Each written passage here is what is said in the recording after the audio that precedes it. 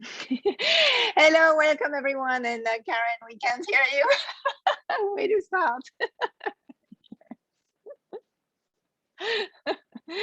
Welcome, Thank you to my fabulous tech team. Good morning, good afternoon, good evening to everybody, wherever you're tuning into for this second annual online summit event hosted by Gotopless.org, standing up for women's constitutional rights everywhere to uncover the cover-up, to get rid of this bullshit of inequality between the sexes, to make women have a stance and a right to bare their breast and show their nipple without consequence of fine, without consequence of carceration. So we thank you, we welcome you here today for joining in, for supporting this cause. And with me, as you've already met, is the beautiful, the fantastic Florence Ladia, coming to us all the way from San Francisco, California. Florence, over to you. Thank you, Karen. And Karen, she's from Brisbane, if I understand well, in Australia. Thank you, everyone. Thank you for joining us, taking of your precious time to be here with us. It's going to be a fantastic event. We have a wonderful lineup of speakers that are going to talk about many different aspects of the legality or the art or the acceptance of boobs around the world and how it is accepted or not, depending where we are. And let me just show you something. This is what this event is all about. What is this? Oh, the nipple. This is the dreaded nipple. Exactly. Boom. Shame on you, Florence. Exactly, right?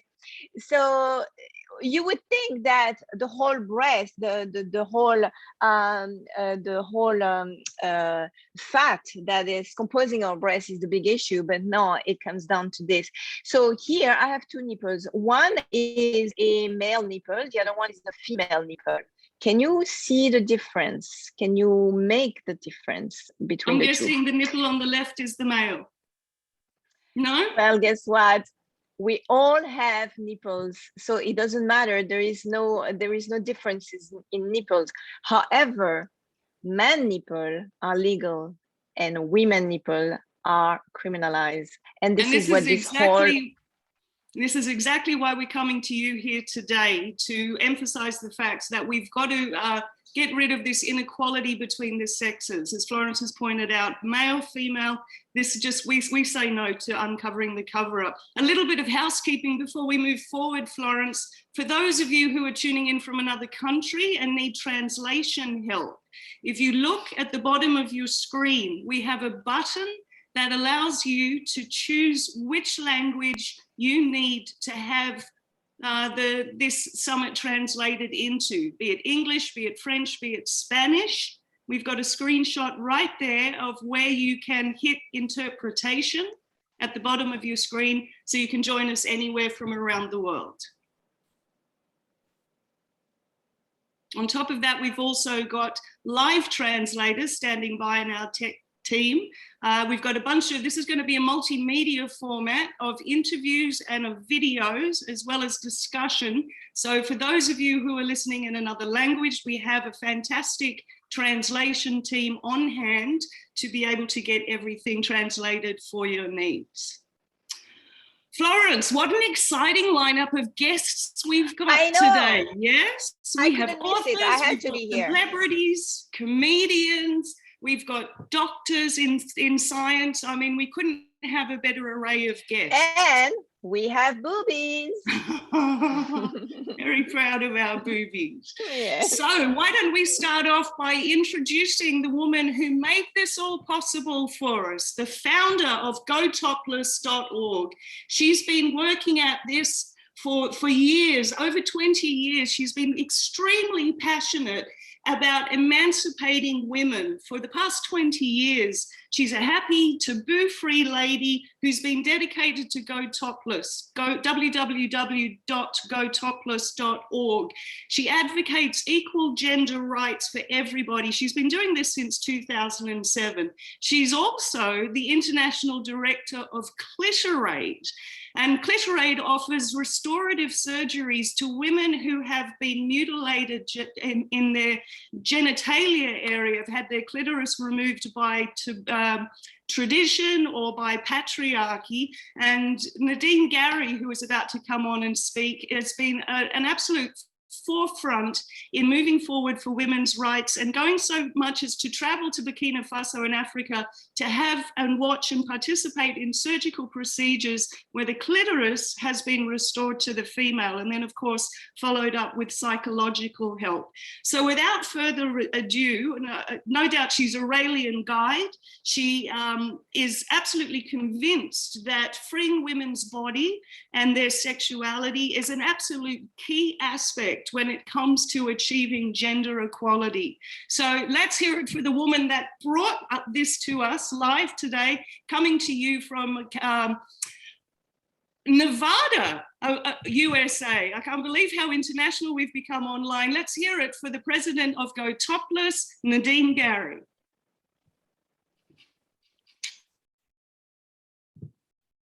Wow, I'm humbled by this presentation, by this introduction. Thank you so much, dear Karen.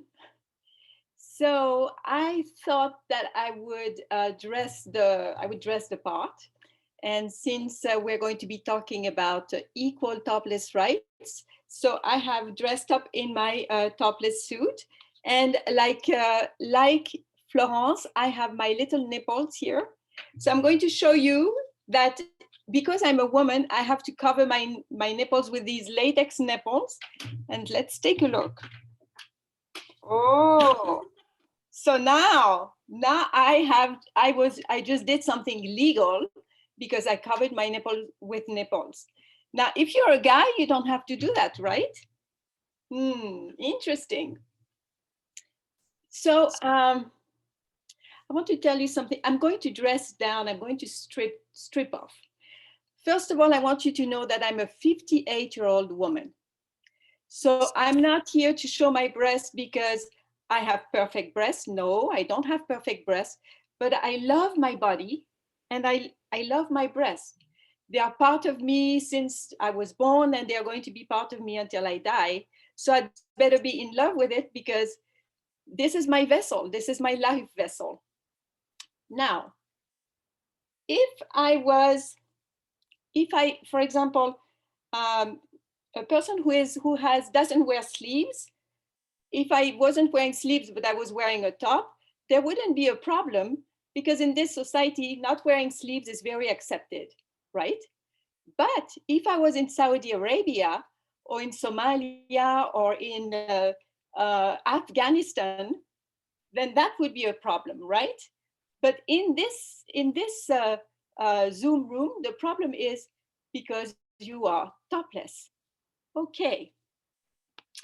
So let me see here. I'm a little nervous, I guess you can tell.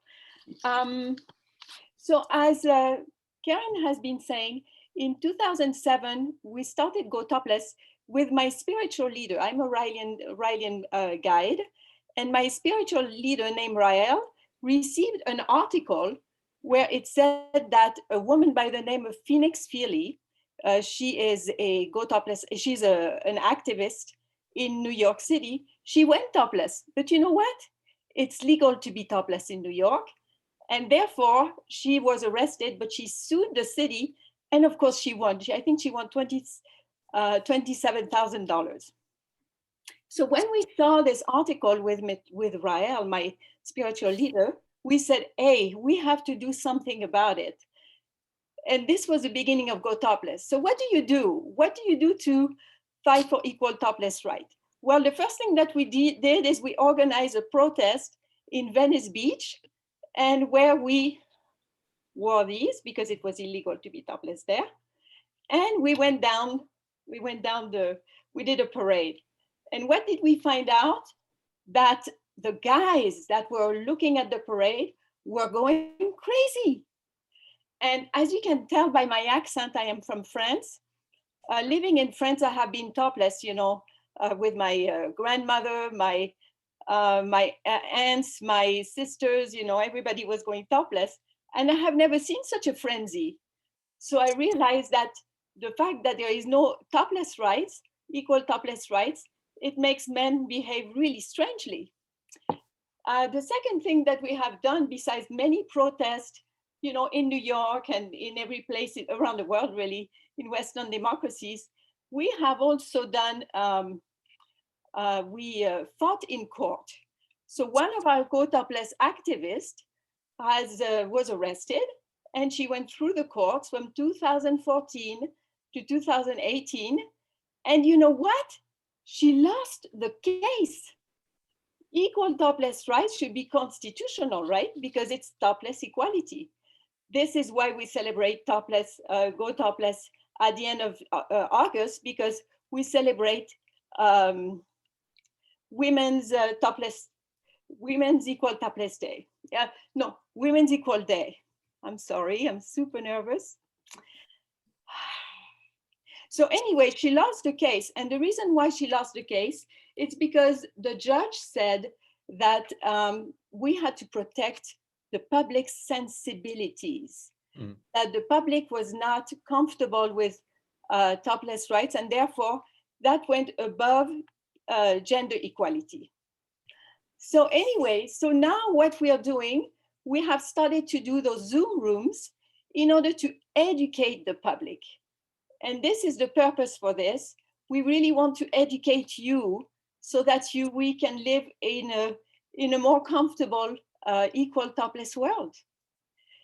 So the first person that is going to speak is a beautiful young lady, and she was a Go Topless activist for the first time a couple of years ago, and she is here to tell us her first experience.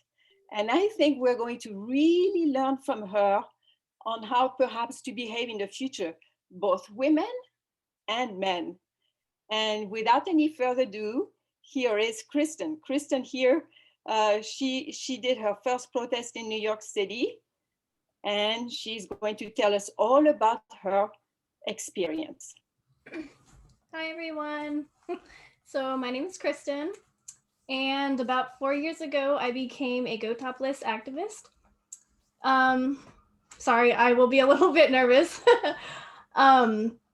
A little bit about my background. I come from a super conservative Pentecostal Christian family.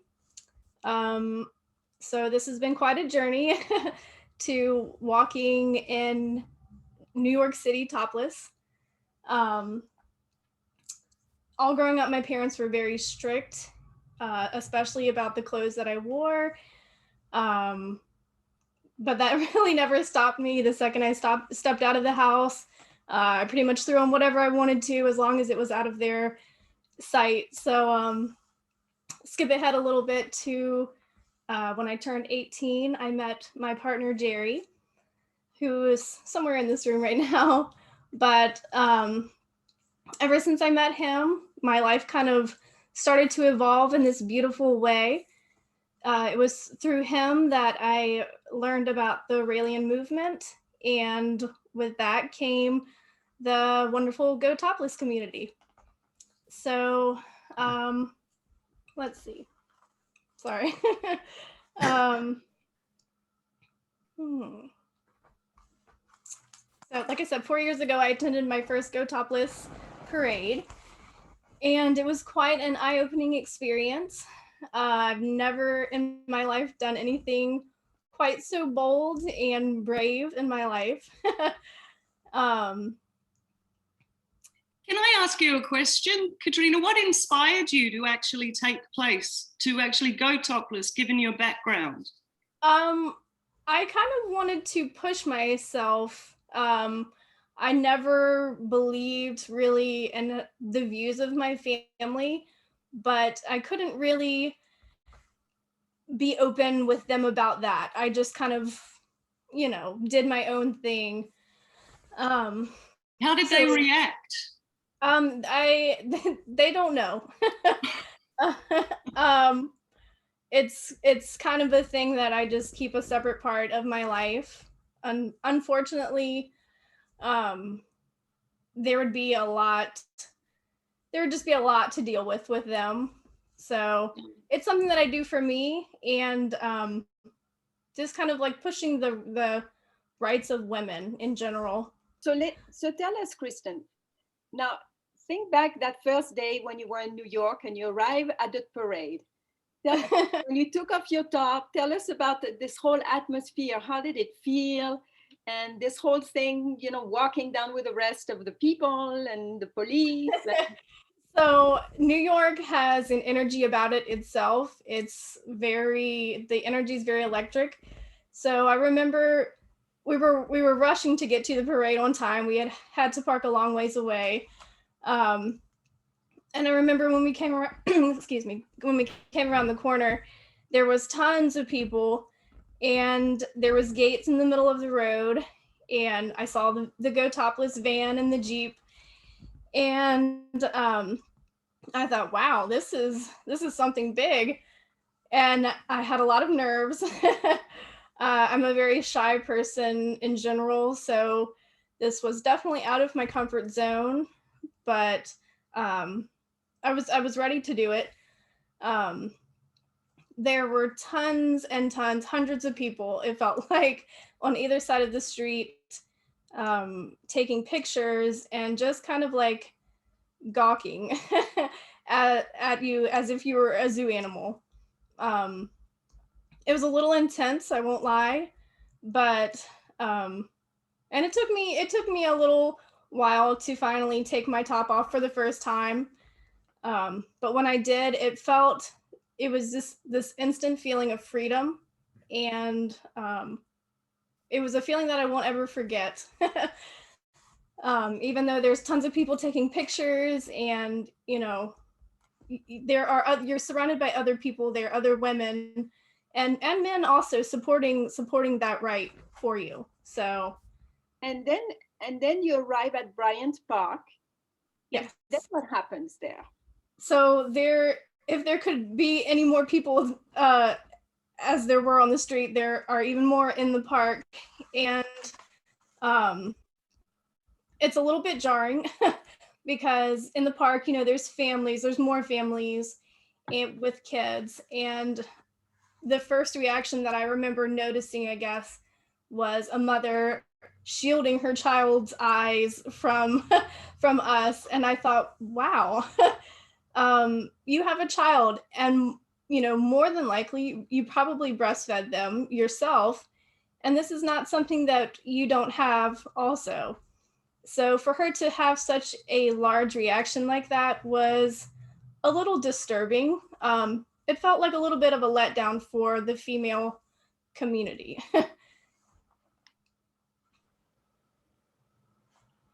Can't hear you, Nadine.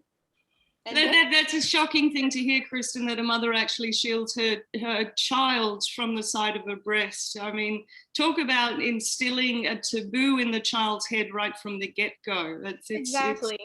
And so at the end, I think you all went to a restaurant? We did, yes. How did you feel afterwards? I felt just on this natural high of life. I couldn't believe I had done something so empowering and life-changing for myself, and not only for myself, but the movement of women. And it felt amazing. After you got over the nerves and all the people staring at you, all the people wanting to take pictures with you at Bryant Park, you know, once you got past that, it was just like this wow feeling. And that feeling stayed with me for a very long time. So I was so glad that I went through with it, and hope to continue to do it every year that is able to. Wow, excellent. Well, and she was a bit part of history, wasn't she? Back to you, Karen. Thank you. Oh, no, that's wonderful to hear your story, Kristen. I can totally relate. I remember the first New York rally that I led. And I'm right on board with exactly what you say. It's quite amazing. And it's amazing how the men react. But Florence is going to introduce our next guest who can give us a male perspective and perhaps shed a little bit more light on the subject, maybe that we're not aware of. Florence?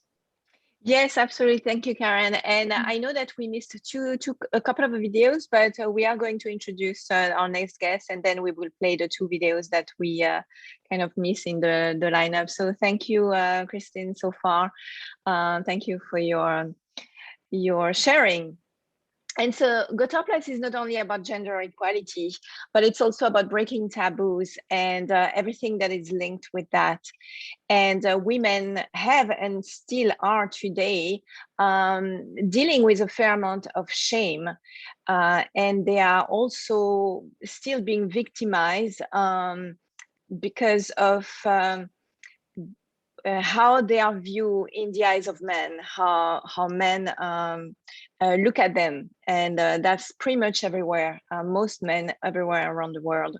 However, there are some very, very conscious and loving men out there that are going above and beyond in honoring and supporting women's quest for equality, which brings me to our next guest, and which is Scott Katamas, the brilliant Scott Katamas, who's had a very successful career as a writer, a director and producer of educational programming, where he won multiple Emmy Awards and reached millions of people through his production.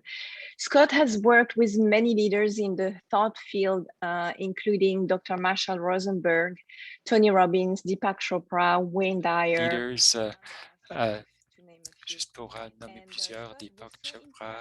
With the transformational power of these tools that he shifted to being a full-time life coach and teacher. And since 2007, Scott has facilitated over 1,000 classes, events, and workshops, and has personally coached over 350 students, individuals. Ateliers et a coaché personnellement I think we have a étudiants. Sorry, translation room. Yeah, let me switch the French team. So yeah, go ahead. Sorry. Okay. No problem. So he has personally coached over 350. Él se ha convertido ahora en un... Sorry, technique is doing a wonderful job. It's just that sometimes we have some glitches. All right, so back to Scott. He has coached over 350 individual couples, families and small businesses through the US. Plus de 350. Okay. Morgan, I'm sorry.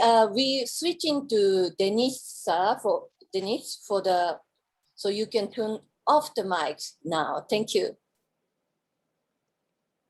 Sorry for the noise, Scott. No problem, no problem. And he has coached small businesses throughout the US, Europe, and Asia. Scott always adapts his events to the specific needs and interests of those attendants. And in November 2011, Scott experienced a big life change because his beloved wife died of a massive brain tumor. So ever since that happened, he has dedicated the rest of his life to supporting people to enjoy life and love to the fullest. And in 2012, he created the Love Coach Academy, which trains other relationship coaches through online classes. And when the pandemic hit, Scott immediately put together a full slate of free online programs with his senior love coaches, and also partner with longtime friend Deborah Giusti to create Saturday Night Alive and for the Global Peace Tribe, a widely popular online inspirational variety show that currently reaches 50,000 people per week worldwide. Por semana en el mundo. Sorry, Jesus, you cannot turn on your mic. Through the Love Coach Academy, there are currently dozens weekly online show happening, supporting people through the challenges of his time in history. So thank you so much, Scott, for joining us. And I would like to know, can you please tell us how your work as a love coach can possibly tie into the event that we're organizing, but most importantly, into the gender equality movement? Beautiful, thank you. So I want to start by giving a big overview, and I'm going to bring it very specifically to this amazing organization. And thank you, Florence and Nadine, Karen, for inviting me. And blessings to everybody. Namaste. In my educational television, documentary, TV, and film work, I've done a lot of programs on near-death experiences, including some just very recently. And I've worked with the top kind of researchers in that world. And what is remarkable about people who've had a legitimate near-death experience, and we're talking hundreds of cases, is that whenever someone experiences what the meaning of life is, it's always a variation on the same theme. We're here to learn to love, starting with ourselves. And so with that in mind, what is important as we work on this, I want to talk about shame. Right? Florence mentioned shame. Well, what this is bringing up for all of us is an opportunity to look at our issues around shame. To what degree do we have shame about our body? To what degree do we shame other people for when they behave in a way that's different than what we believe or what we want? And so being in that awareness, this beautiful organization and this beautiful Gotopless movement is an opportunity for us to look at all of that. Es una oportunidad para nosotros. Also, by the way, it looks like the camera is still on Florence for what it's worth, although now it's switched to Jesus. I'll try not to. Sorry, Scott, just a moment. Because of the Spanish translation team, they want to switch, the person. Headers, I'm gonna give you cues. So until then, please don't turn on your mic. And Maribel, you got to turn off your mic to switch, okay? So sorry for disturbing your speech. No problem. And here it is. Let's just take this moment, right? Like, it's different than what we expected. There's like little bumps. So we can either get really irritated about it. We can either go into judgment of why don't they have it together? Or they can go into, oh my gosh, this is so annoying. Or we can just smile and go, how perfectly Zoom. I like to say how perfectly human, how perfectly Zoom. Look, we're all in our pajamas anyway, coming from our living rooms, and we're all, connecting as best as we can. And how remarkable it is that we've got people from all over the world tuning in. And so this is an opportunity for us just to drop the judgment. I would guess that if I asked each of you individually, do you want peace in the world? Absolutely. Do you want to experience heaven on earth? Absolutely. And I know there's a lot of Raelians, and I love the Raelian philosophy and movement, right? So we all want peace in the world. We all want to, reach a higher state of consciousness. Guess what? It starts with eliminating judgment.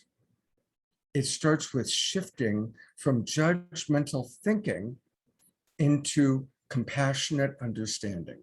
Easier said than done. Now, the first step is to recognize we all have judgments all day long, okay? And so even thinking of, the experience that Kristen told, right? Here she is, first time taking off her top, marching in a parade in New York, all these people gawking, feeling like she's a zoo animal. I mean, there's a lot, right? Now we can judge the gawkers. We can judge her for taking off her top. We can judge her boyfriend for how come he's willing to let his girlfriend take off her top. I mean, we can go into all sorts of directions of judgment, none of which really serves what we all ultimately want, which is to learn to love ourselves, to learn to love each other, to learn to create peace. But here's the thing, the judgments are going to come first. Florence mentioned that I traveled and worked with Marshall Rosenberg. Hello. He's the founder of Nonviolent Communication. And when I was this is about 20 years ago, and I was making a series of television shows and videos with him. And I really wanted to impress him because he's like this really wonderful, super spiritual guy. And we traveled together and we were having dinner. And he said, Scott, do you realize how judgmental you are? Now, I thought of myself as this like really super spiritual guy, you know, but he helped me to understand how many judgmental thoughts I have every day. He said, but here's the key, Scott. Don't judge yourself for having them. Start noticing. And the judgments might even be compliments. It might be, oh, wow, Nadine, you're really beautiful. That's a judgment. Ok, ¿se me escucha? Right? Oh, wow, somebody's talking. Se me escucha. How dare you talk while I talk, right? Entonces, All the judgmental thoughts, right, that come in. Ok, entonces, disculpe, hemos tenido un poquito Sorry, de Maribel.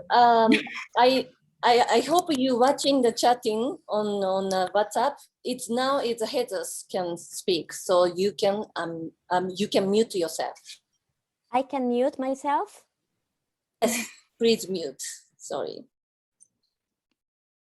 So there we go. Let's just take that right now. Now I can go into judgment. How dare that person irritate me?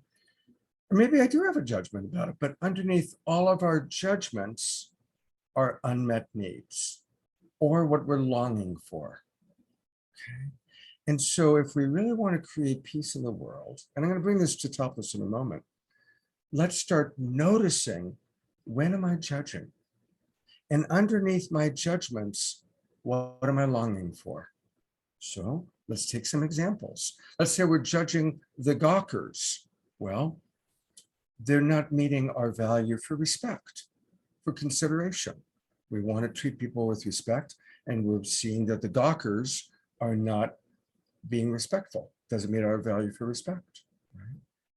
So as we judge ourselves, oh my God, I don't want to go topless. My boobs are saggy. I'm older, whatever it might be. Why are we judging ourselves?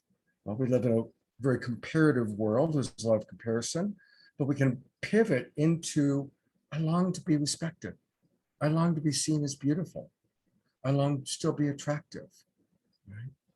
So if we really want to create peace in the world, even using this wonderful example of all the issues that going topless might bring up, all the issues of seeing breasts and what it might bring up, let's use this as an opportunity to really expand our consciousness, to raise our awareness.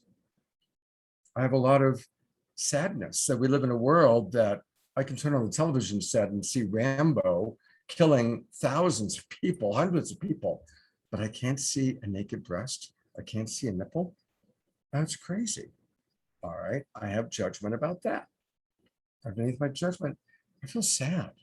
I feel sad that we live in a culture that glorifies violence and equates nudity with sex, and therefore we all of a sudden can't see something as beautiful as a breast.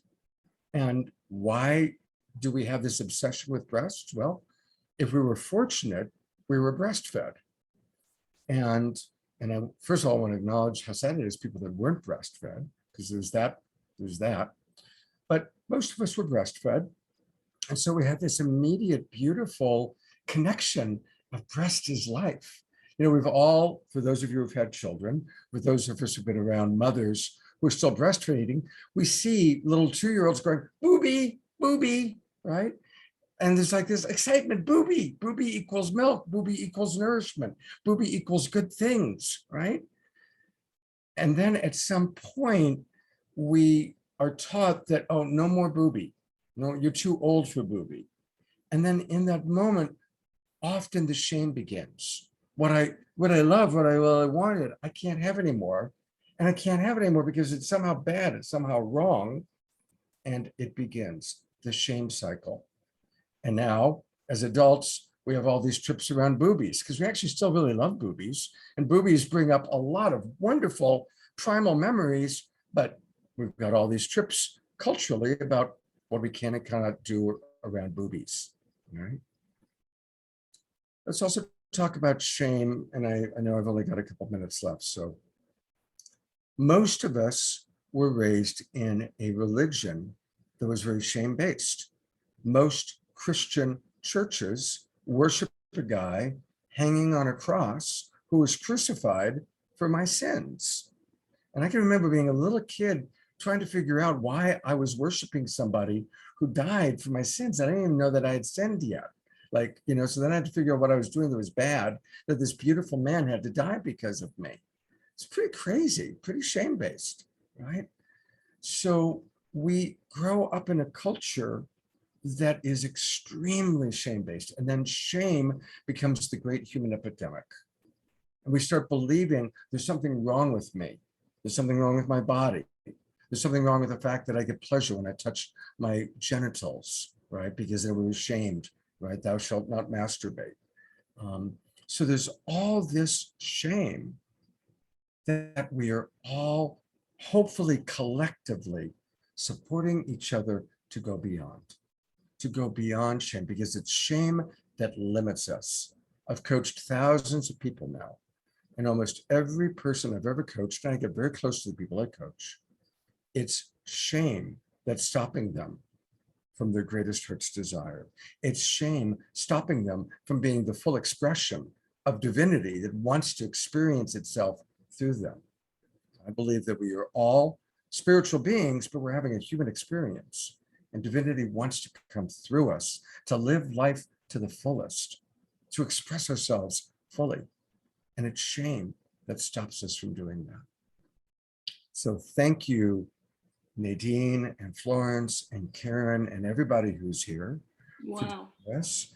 And let's use this opportunity to support each other, to acknowledge when we have judgment, when we have shame, and how we can all lift ourselves up above and beyond the shame into recognizing the beautiful divine emanations that we all are.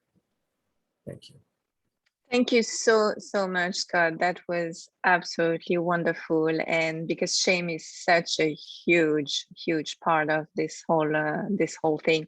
Scott, how can we find out more about your work? I know that we can show your website. Is there any other online classes that you're doing or local events? I'd love to invite everybody to, I have this wonderful show that I host and produce every Saturday Night Live for the Global Peace Tribe, where we have amazing people, Marianne Williamson, Deepak Chopra, all sorts of really wonderful people.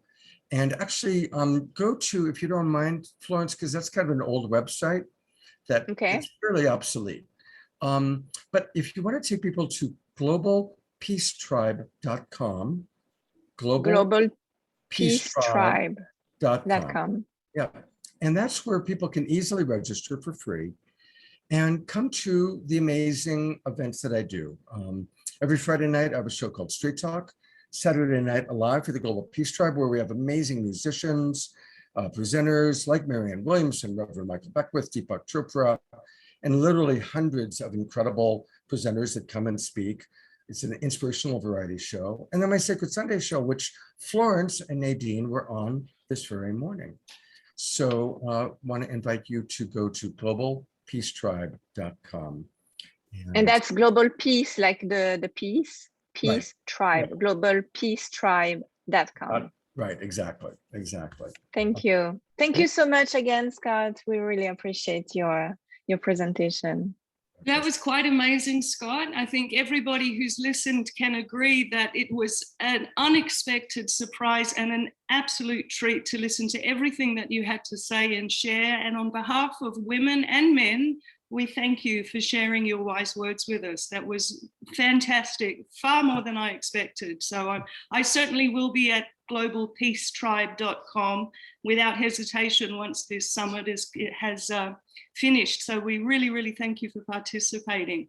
Thank you, you're so welcome. We hope to have you again. But before we move on to our next guest, I think this is a great time to show a video, Florence, that sums up everything we were talking about with our first guest who participated in a global Gotopless live event pre-corona, when we could get out on the streets and do this. Exactly. As we used to do. And how to better see it than with pictures. And there we have an example of exactly what Scott was talking about. We can see a little bit of judgment, and we can see how that can be diffused in a very loving, harmonious way. So if the tech team are on board to share the Playboy video that was taken live in Los Angeles, I think this would be a great place to show.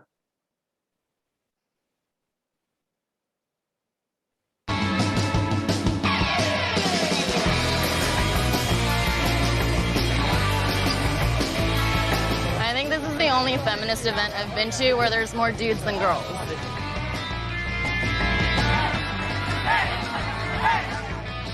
So we're in Venice Beach at the Gotopless Parade, which is basically this movement to support women's rights to be topless wherever men can be topless. That could be anywhere from in your backyard, your front yard, you're in your car, on the beach. Venice Beach. To Venice Beach. How many of you men out there are brave enough to put a nipple pasty on or wear a bikini top and actually feel what it feels like to have to cover up? Because actually it's very natural to be topless. We lost our freedom, mutual, this is unconstitutional. Have I gotten used to the gawkers? I'm a lot better than I was in the first couple of years. It was pretty overwhelming. There's so many dudes here, and they're just here taking pictures of girls. Yeah, right? it's pretty gross. Like, there's so many guys here, like everyone behind you right now taking photos like of that us. dude. Yeah, like that guy. Yeah, shame him. Oh yeah, you got him. The most interesting thing, though, aren't the pasties and the nipples, but who is actually behind this feminist movement. Did you know that this specific Go Topless movement was started by a dude, and he tells people that we are descended from aliens? This is a discrimination. And all my life I have been fighting against any kind of discrimination. All the top scientists of the world recognize we are very close to mass extinction, not only of human, but of everything alive on Earth. And so we have to save the planet. And show your nipple is a part of it. It's part of changing the consciousness of every human being on Earth. I think this whole thing is so interesting because basically the Raelian movement is about UFOs coming to Earth. So this feminist movement, the Go Topless Parade, comes from UFOs. That's the very, very little part. Because, you know, UFO, okay, you see a UFO and your life is the same. That's not, what is important is not the UFO, is what is inside. What kind of philosophy, what kind of beautiful value they bring in our life. We're never born with clothes. Right. We are born naked. Yeah. Even the Pope. Accepted.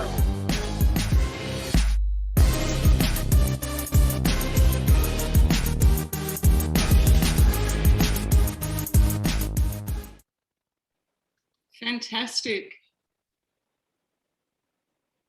So that's an example of what we at Gotopless.org have been doing since 2007, and a little bit about the inception as to how Gotopless came about. And as our first guest was Kristen, who was a participant at New York City in a live parade, was saying it took a lot of courage for her to take off her top and to show her breasts. And one of the things that got her a little rallied was the way that the men were gawking at her. And we had a beautiful counter discussion with our past guest, Scott Katamas from globalpeacetribe.com, who showed us a way to overcome and surpass these sort of tendencies that we naturally tend to go to because of the way that the world has been programmed. My next guest has participated more than once at a live event. He hails from Vancouver, British Columbia. His name is David Dunsmore. He's fabulously good looking. He's a Go Topless activist, and he promotes how to act like a gentleman while being around women who exercise their topless rights. So without further ado, please allow me to welcome David Dunsmore. Just a second. David? Just a second.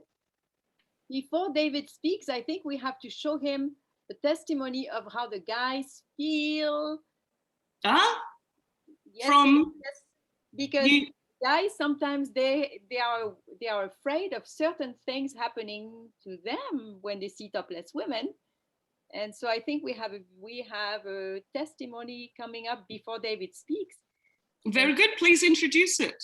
Yeah, Sonoko, it's about the Cassio's interview video. You can share now.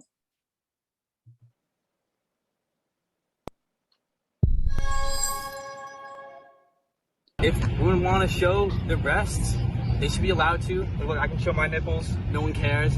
If she showed her nipples, people would be up in arms, you know? I mean, I wouldn't be. I'd be like, oh, heck yeah, that's cool. But like, yeah. So would you feel comfortable if on the beach, for example, your girlfriend, your mother, or would go topless? I mean, maybe not my mother, but like other girls, yeah, like my girlfriend, I'd be fine with that. Not your mother? I don't know, it's just my mother. Like, I don't really want to think, I don't know. I want to see my mother topless. Like, that's because, I don't know. I mean, it's my mom. Okay. If you walk around exposed, right?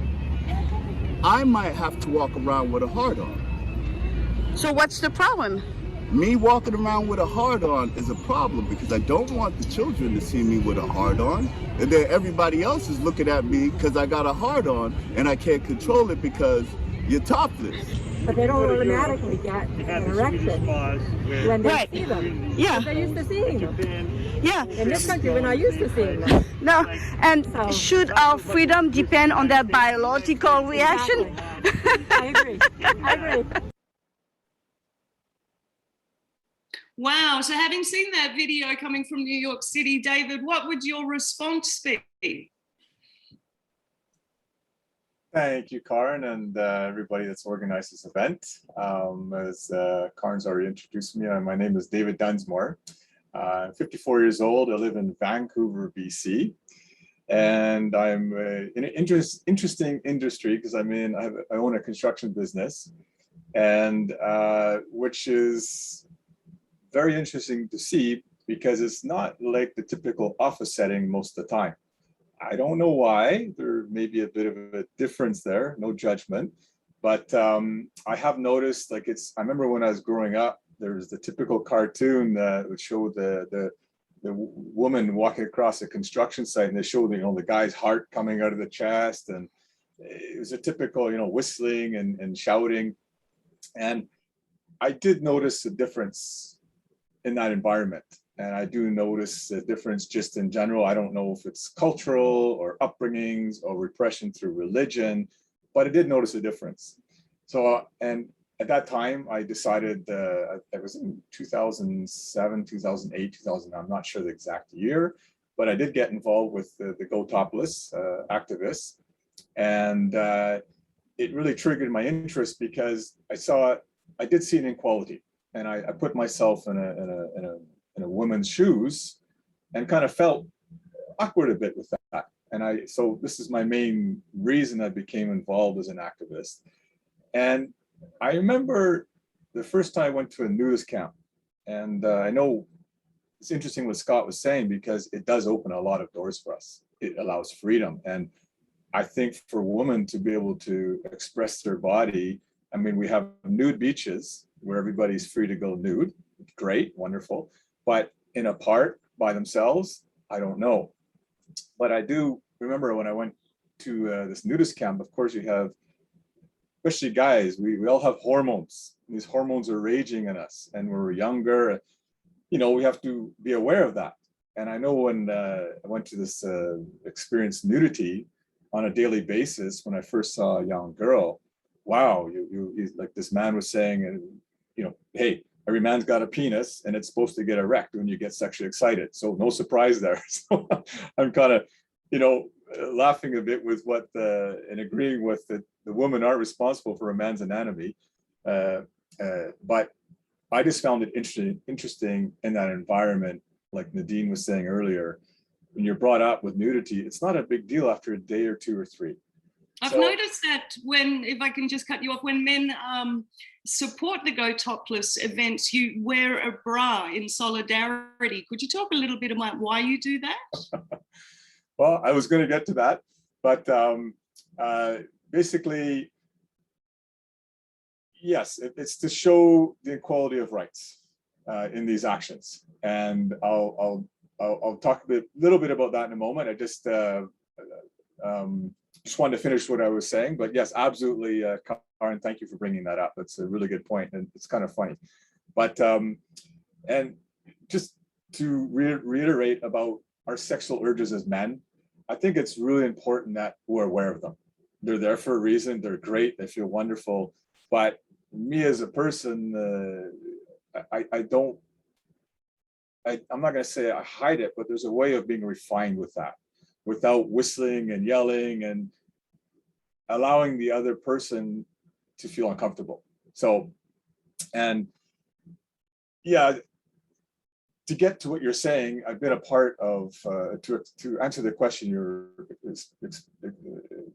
asking about wearing the bra, I've been a part of many Go Topless actions in Vancouver. And listening to Christine in the beginning and even Scott a bit there and what happened in the park, I, as a man, I'm 6'3", and I wear a big pink bra because it's the only bra I could find that would fit me. I think the double D size or something. It's not comfortable to wear in the first place. But I remember at the start of these actions, putting this on, and you would think a guy wearing a bra, 6'3", apparently I'm good looking. I don't know. I don't judge that. Just go by what people tell me. And you think a lot of people will be taking pictures of me or the other men involved. It's like I wasn't even there. And it was just experiencing that with the frenzy that surrounded that. It made me like, wow, this is something in our culture needs to change and better education or something. But that's why we're here today, right? To learn more about that and become better educated. And the thing that I realized the most that concerned me about becoming involved with Go Topless and my as a man in construction, that when we see, like, a beach setting is one thing. There's a lot of naked people. Everybody's equal there. But when a woman is by herself in a park, I think we as men with those hormones and what that Afro-American man was expressing in the video there, that, you know, he's just saying, oh man, you know, he's expressing his opinion, but I think we need to show a little bit more refinement and not even disturb that person or whistle. I think a great comment would be like, wow, bravo to you. Thank you for doing that, and leave her alone. Not to gawk, not to disturb her. And I know in Vancouver here, there's still stigmatizations about toplessness, and how can we, in my opinion, I mean, I think it's about education. And I know when we go to, like in Vancouver, it's legal. So when we go to Go Topless, you see the whole breast, everything. It's great. It's wonderful. I was interested seeing it in LA. They couldn't see the nipple. I was like, it's just funny. It's just really funny. But I just thought, you know, it'd be interesting if to help educate people a bit better, especially men and even women, because what Christine was saying is interesting. We've had women with children who give us a funny eye when they see a friend of mine, long-term friend, who activist also, and she'll be topless, and there's just a few of us, and they give us a funny eye. But it's about education, and I think even if there's a sign at the beach, you know, because there's nothing there saying this is a topless beach. All of a sudden, everybody is educated, and that's it. But that's, as far as a guy's position and an activist, that's what I like to express, and I think we're getting there, but we still have a long ways to go. Right, and just to sort of round everything up, so, the idea of wearing the bra, I keep coming back to this because I think it's a very powerful statement that the men have made to act in support of women. And it is a way, it's a red flag to show a bit of education about acting on behalf of solidarity with females. So not having, as you pointed out, so rightly so at the beginning, it's not just a question of sexual urges, it's a question of global consciousness. Exactly. And consciousness of the sexes. And to wear this bra is a great symbol for us to show that you understand our point of view, having to be censored. I mean, look, we face incarceration for showing the nipple, unlike yourself. So it's coming back to education of men. I think this action that you've chosen to do and that you've been a forefront to push by wearing this bra, it needs to be acknowledged because it is your way of educating men and for enlightening us and you know, pushing the movement forward. So I thank you so much, very much for coming here today, David. Thank you for your time. Do you have a website or a Facebook handle that you'd like to share with anyone? Oh, just some guy in the construction business. Just some guy who participates with women. Wonderful. Wow, Florence, we've had quite the lineup. I mean, time's running away from us really fast. We've got so many more fantastic guests. Yes, absolutely. We are learning so much from our fellow men. So thank you for sharing about that. And on the other hand, you have wonderful women that are writing about boobs, and which brings me to our next guest. And I'm very excited to introduce you to our next guest, Leslie Lair. She's a prize-winning novelist and nonfiction writer whose new memoir, A Boob's Life, How America's Obsession Shaped Me and You, was in People's Magazine Best New Books. It's considered a must-read for Glamour magazine and Good Morning America, and in Entertainment Tonight's pick for Women's History Month. Leslie is a breast cancer survivor who also works with... We're having some glitch issue again. Leslie is a breast cancer survivor who also works with stand-up to cancer, and a comedy series is actually on the works based on A Boob's Life that is being produced by Salma Hayek for HBO Max. This is going to be absolutely amazing. You can acquire Leslie's book on Amazon, where it's a top seller feminist theory, including the audiobook version that is also narrated by the author. So thank you so much, Leslie, for being here with us. We really appreciate your presence. It's a real pleasure having you. And so let's dive right in by asking you this question. Why did you decide to write a book about boobs? Well, nobody did it yet. Actually, I got out of the shower one night. I have to say thank you so much for inviting me. I've been listening to the other speakers and I actually took notes because there's certain things that I can try to connect the dots with all the research that I've done.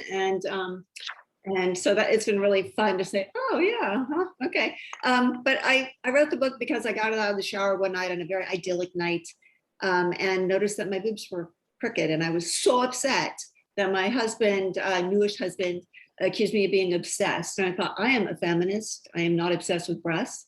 And, you know, we had just moved and all my boxes were nearby with all my stuff. And I realized that my whole entire life had been shaped by my view of breasts. When I was a little girl, I wanted breasts like my mom. I wanted a bra so bad.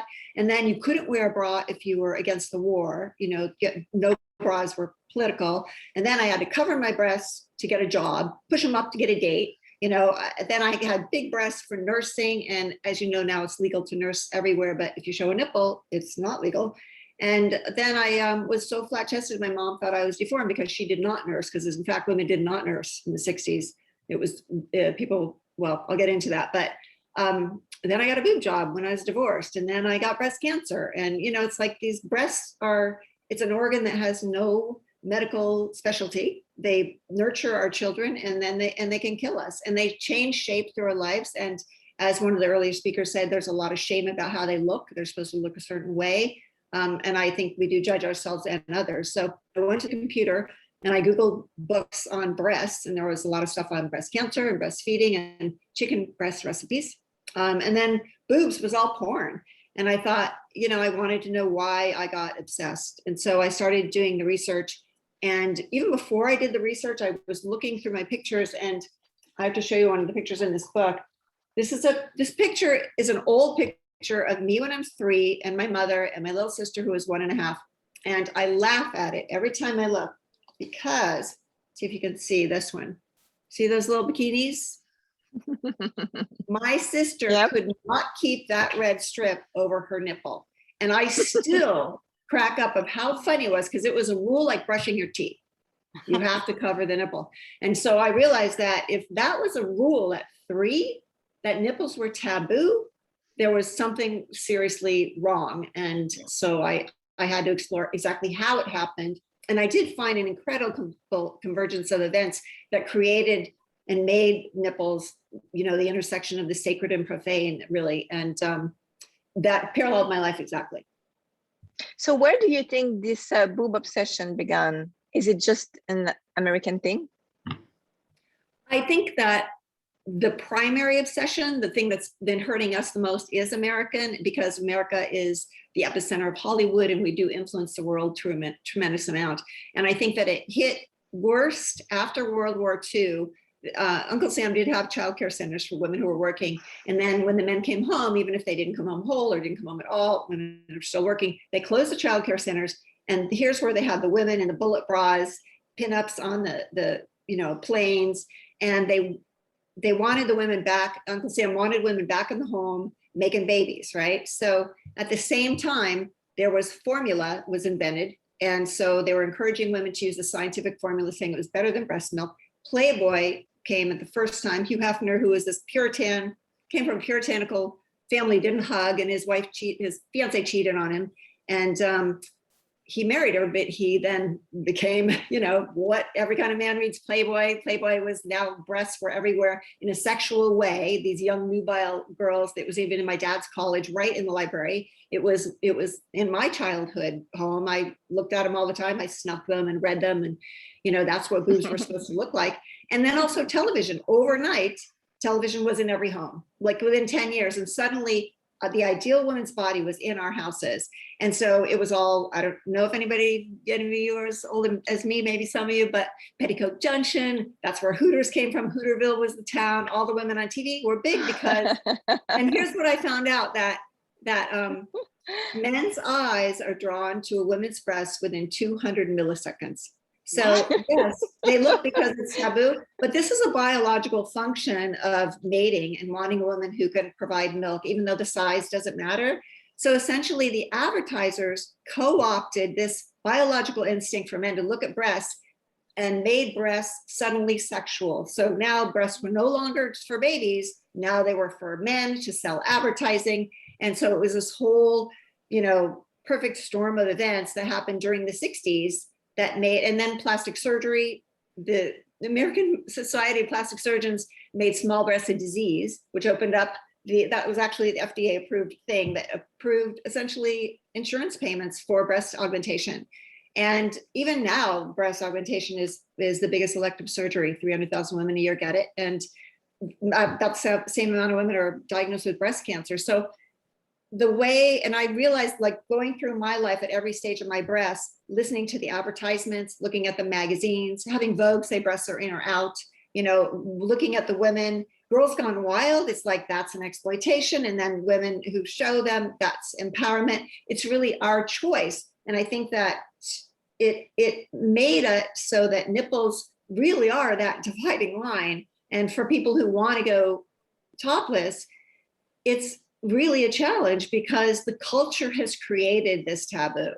And I think until we're aware, this has held women back in laws and in money and in childcare because we are this object to be looked at. And until we are equal and we have all the rights, whether we want to take our shirts off or not, it is going to be an issue. So for me, I don't think you can change that biology of men looking at women, those guys ogling all you beautiful women of all shapes and sizes. The kid who didn't want to see his mom's breasts, it's like, okay, there's some issues there. And, breasts are part of a woman's bodies and we need to accept them. But until men stop looking at them, until our culture, I guess, stops making money off of them and holding people back because they're built a certain way to do a certain thing, then we're always going to be behind. So I think the Go Topless mission is really one part of this big, equal rights for everyone, every ethnicity, every gender, everybody. Absolutely, you are right on point there. And one more question: how has boob censorship affected your life professionally and personally?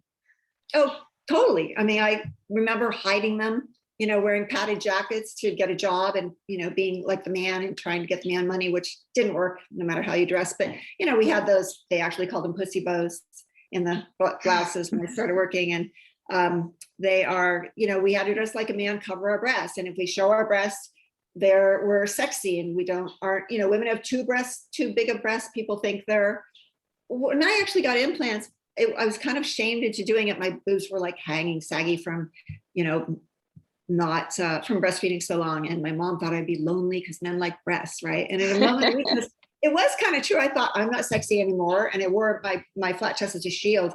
And then when I got them though, I was so freaked out. I kept telling my daughter, no, I'm a writer. I'm an intellectual. I can't have big boobs. And I had such empty sacks. They had to fill them so that there wouldn't be extra skin, right? And I called them every day for months because I was like, no, I can't have big boobs. I can't be that big. It's like, this is scary. I can't look. I was judging how women are depending on their size of their breasts. And I think because you don't see breasts, we only supposedly see the pubescent ones before they do what they're supposed to do, which is feed babies. you know, it's like we need to definitely see more breasts so that we accept them. Those of us who have breast cancer have a lot of scars. I had to decide whether I was going to love my breasts being wonky or not. And I feel like if we can see more breasts how they really are, including our moms, you know, it's going to be better for everybody. Thank you so much. There's so many more questions we would like to ask you, but we are a little bit pressed on time. So here is, I believe, your website where yes. we can find about your work. And Right. also just to remind our audience, you can go on Amazon and you can type Leslie Lair, A Boob's Life. You will see this cover, and then you have a choice of hardcover or paper cover, or also Kindle, which is $1.99 right now on Amazon. So yeah, it's still for you. Please. Exactly. Please don't hesitate to check Leslie Lair's work. It's absolutely wonderful, and you will have a lot of fun going through this book. Yeah, it I'm is a sure. comedy. I mean, I did add a lot of facts in between because just looking at it together is a different picture. But then I have anecdotes about my own life. And in the TV show, that's going to take a really long time to develop. It'll probably take another year or so. But my boobs are going to talk, so that'll be funny. And it's based on stuff in the book. Because absolutely, and we always learn better when we have fun, right? So yes, as much as we learn better so when we have fun, we also have more fun appreciating our boobies with comedy and laughter and all that. So thank you so much. Like boobies. Yeah, exactly. Thank you. Thank you. It's been a pleasure. Leslie, that was amazing. And it really takes me back to childhood. I remember my mother, fortunately, I come from a German background, and my mother didn't, when I was the age that you showed the photograph of the child, I seem to have, of the child with the nipple covering. Right. She did the reverse. She wouldn't allow me to wear that at all. And I was mortified because I didn't fit in with everybody. And I was always told that I was a boy by all the other little girls. And why? Because you're not wearing a bikini top. And my mother was very staunch that there was no point in wearing it. And it devastated me. And I confess I got a boob reduction at the age of 24. So that's the effect that it had on me. So it's amazing how boobs do affect us, affect our lives. And it's amazing what women have to go through in order to support their rights. The next video clip we're going to show you comes from Colombia, where a Gotopless activist took her point to the street, showed her breasts, and we're still waiting to see what the outcome is because she has been taken to court. We're still waiting to find out whether or not she's been arrested. But let's take a look at what not only the public humiliation she had to go through, but then the legal ramifications that this woman had to go through in order to stand up for her natural rights.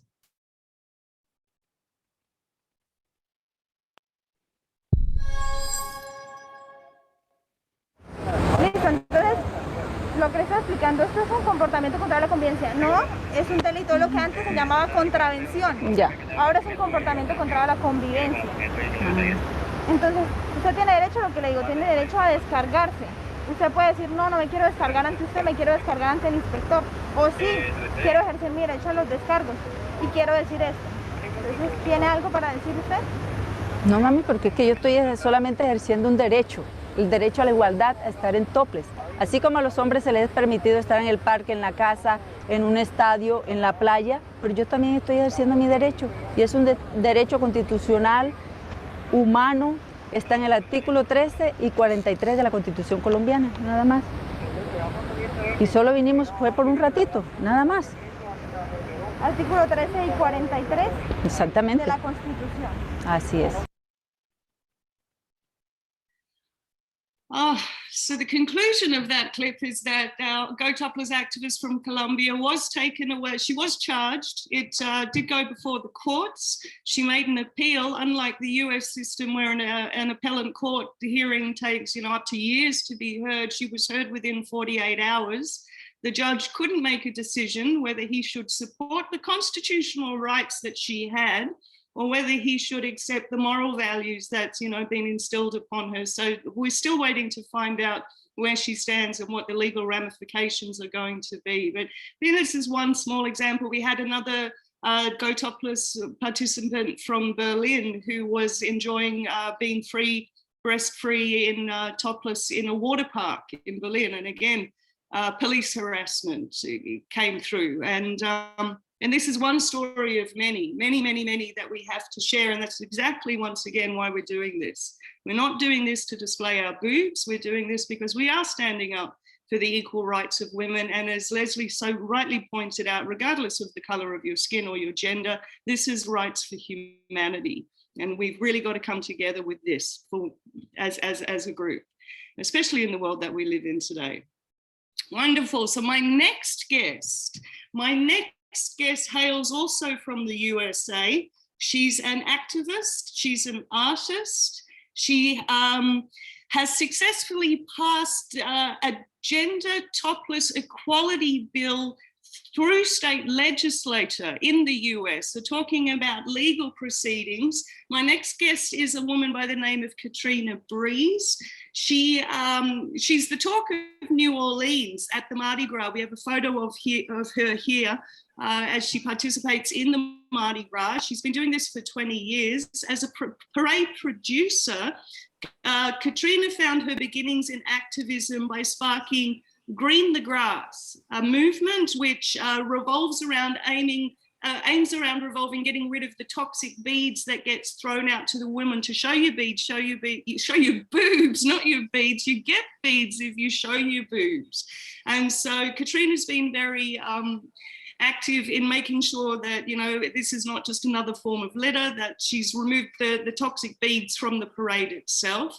She unfortunately lost her mother to gun suicide in late 2018. So that then took her action to promote Donna's Law, which became active in the US. And this was a self-defense measure against suicide that enabled people to voluntarily opt out of the purchase of a gun if they were proven to be mentally unstable. So Katrina comes to us from Massachusetts. She's excited to bring with us today her knowledge of legislation in the topless world and her work with activism. So without ado, if we could please bring Katrina to have a talk with us today. Hello. Katrina, welcome. Welcome to Thank you. Thank you so much for coming forward for this today. Beautiful photo of you. Was that at the last Mardi Gras?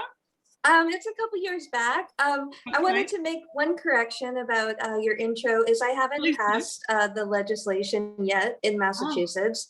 I'm currently working on it, and I wanted to share the process with others so that they could understand how to change laws in their state. So I originally learned legislative work through gun legislation, and it really disturbs me that I can carry a semi-automatic weapon, but that I can't have my breasts out. And I have lived in a lot of different places. Most recently, I was living in Oregon for a while, and I'm an avid lap swimmer at the public pools. And in Oregon, I was able to exercise my rights through exercise and be topless at the public pools. And I was very impressed by the people of Oregon. I was shown total respect. I never had any issues. There were women, children, families, men, all ages, and no problems. I just got in the pool and I swam and got out, and no issues. And I really hope to bring that to Massachusetts, which professes to be a very liberal state, although it has a lot of very puritanical values here. I wanted to teach people how to do this, and one of the things that I wanted to show them is that they do possess the skills to do this type of work. For me, the first thing is really about learning to communicate well and clearly, and to understand exactly what your goals are in the change. How is it impacting you? How does it disrupt your well-being? How does the discrimination impact you psychologically and socially? And as an avid swimmer, it actually impacts me physically, as I get wounds and rashes under my swim top. And then, so another question is, why now? And there are a lot of social and political movements right now that are very warm to topless equality. There's a lot of things in the news right now about the Taliban and about putting pressure on how women dress and how wrong that is. There's a lot of issues with obesity in our culture, which when I go to the beach, I see women's breasts covered and I see men's breasts all the time. I also see the trajectory going towards building this equality. I feel confident that that's happening. I see that 50 states have allow breastfeeding in public now.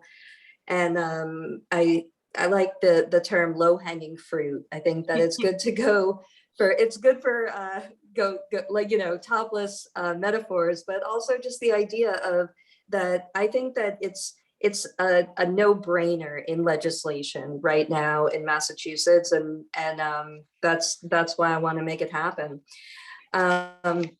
So how the current law now. How far along is have you pushed legislation so far? Where are you at? I'm currently working on getting a sponsor, and I've been speaking to the ACLU and different law schools about taking this on.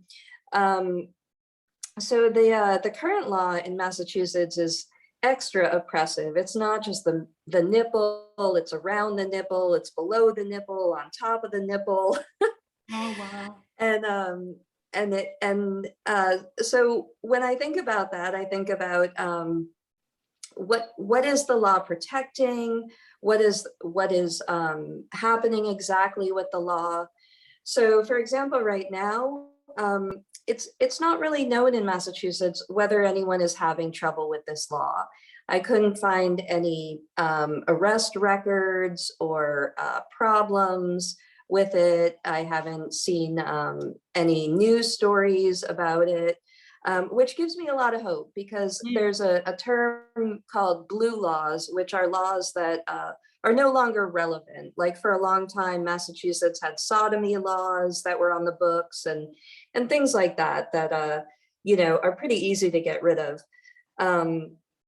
And so then the next question I ask when thinking about legislation is, what part of the current law needs to be overturned? Is it the whole law? Is it about redefining sex organs? Like a lot of laws say that you can't show sex organs, but now through science, we know that the breasts are not a sex organ.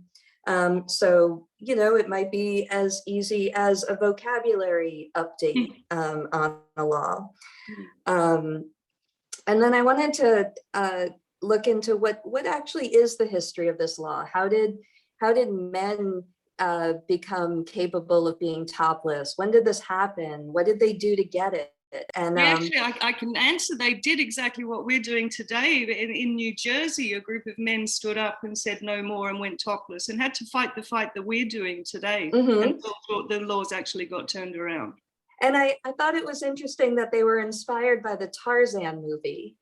Oh, is that right? Yes. Okay. So in 1933, this very famous Olympic swimmer was cast as Tarzan and the Ape Man, and because he was part ape society, it was acceptable that he was without a shirt. And so that was really what inspired those guys to get that to happen. I thought that was really funny, and it's almost 100 years ago now. Is that right? Okay, great. Yeah. And then I also look at the current exemptions from the law. I was a little girl trying to keep my nipples in my bathing suit and failing. I noticed little girls at the beach all the time with their nipples out.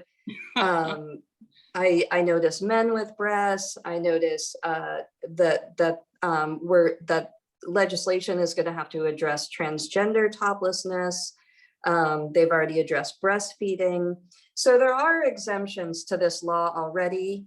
And then the next thing I think about is, was this law protecting anyone from anything? Yeah, that's it, isn't it? At the end of the day, yeah. Yeah, and are my breasts dangerous? Are they problematic? What's the problem? Questions like that. And then whenever I'm working on any legislation, the first thing I do is I email 10 people, which is how I met y'all. I just got online and I just made 10 emails just to get it started, see where it could go. So some of the directions that it's gone right now are I emailed a friend from high school who's a lawyer in Massachusetts, and the legislators here, most of them go to law school. So did she have any former classmates that were in legislation? And I was able to connect with one through that. Law schools are a great way to get support. In my gun legislations, I've partnered with several law schools to make that happen. Then the process, I'll just go through super quick on what happens once you get that support, is that there will be a sponsor that takes on the work of leading it through legislation, and they bring it through various committees. And if it gets passed by those committees, then it gets signed into law by the governor. And then if you have that success, then the next step is educating everybody, educating the police, educating society, a lot of effort into education campaigns or lawsuits against police who wrongly arrest, and then bringing that to the media is another great way to bring that. Some of the reasons that legislations that are noble might not get passed is that the legislative session runs out of time often, that they have higher priorities, that and sometimes they just require more research and experts in the field. Right. Wow, it's interesting what you say about that. You know, legislation just runs out of time, that we're not a priority, and you know, this is what we're pushing for, to make it a priority. But I think, you know, until some actions like ours are heard, we're never going to be a priority, and it's always going to be something that's just poo-pooed and bottom shelved. So it's through work such as yours which is making all of this, you know, come to the forefront. And as you say, you can't show your boobs, yet you can carry a semi-automatic rifle in your country. It just makes no sense to me whatsoever. I just want to say, there are two in the district courts. Two were struck down as far as topless rights, but one made it, and that's the one in Colorado, and it allowed 6 states to become topless. It was a few years ago. So sometimes it works, sometimes it doesn't work. What we want is for it to go to the Supreme Court. When it gets to the Supreme Court and they say, okay, that's the law of the land, then we'll be home free, because they will have to hopefully talk about equal gender topless rights. So wonderful. This has been so amazing. Thank you very much, so much for your information. Please tell us how the public can look at your work further, or a website that you have to share. Sure. Katrina? They can just Google me, Katrina Breeze. There's lots of fun stuff out there. And could you spell Breeze for us? Sure, BREES. Great. And yeah, I've worked on all kinds of fun projects, and I'm sure they'll enjoy Googling me. Perfect. We've so enjoyed having you here today as our guest. Thank you so much for your time. It's so appreciated. You're a wealth of knowledge on this topic. We invite you to please follow us as well at gotopless.org. But Katrina, thank you so much today for your input. We certainly will be following you at katrinabreeze.com. Thank you so much for your time. So much valuable information so far, right, Karen? This is incredible, Florence.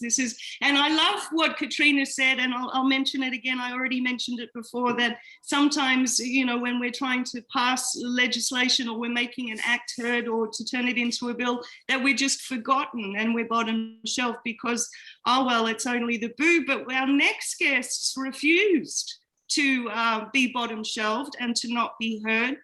When they got censored by the man, the big man himself, the man being Facebook, stood up, and in a country called Korea, no less, which is the ultimate country of censorship. So Florence, I'm just thrilled to have our next guest who stood up to Facebook and gave them the big nipple and said no more, because right? You're Absolutely. Yeah. Absolutely. I love to give the big nipple like that to everyone like that. And their name, they are named, they go by the English name Flaming Feminist Action. And we have a video of a quick interview that we did with them. So we're gonna show you that, and then we'll try to have them live, a connection live from Seoul in Korea. So let's play the video for now. 안녕하세요. 저는 불꽃팸. Hello, my name is Ka-hyun Lee. The activity, our team, the exact English name is Flaming Feminist Action. We are a women's organization created to fight against misogyny in Korea. In particular, we are actively leading the movement for women's body and sexuality liberation. We participated in the menstruation festival held in Korea for World Menstruation Day in May 2018. Firework Femi Action activities and festival participants held a performance without a top to express their freedom from the bra that suppresses women's bodies and to feel cool on that hot days. And the performance photo was posted on Facebook, but Facebook deleted it as a nude pornographic post. In response, Firework Festival activities staged a protest in front of Facebook Korea's headquarters to protest Facebook Korea, which treats only women's body as pornography without deleting posts of men's. Facebook Korea was not supposed to have access to Facebook by general users and not be able to write emails. The only way we could communicate with Facebook was to protest within the categories they set. So we chose to deliver the message through the media, and we were able to deliver it effectively through the demonstration. So the photos have been restored. But Facebook's discrimination has not been completely improved, and it is still sometimes deleted by some algorithms that we post other photos of chest liberation demonstrations. I think the oppression of women's bodies comes from a lower position of women, just like in other countries, sexism, which has been looking at women as a position, sexual object, and birth tool of men, still exist in Korea.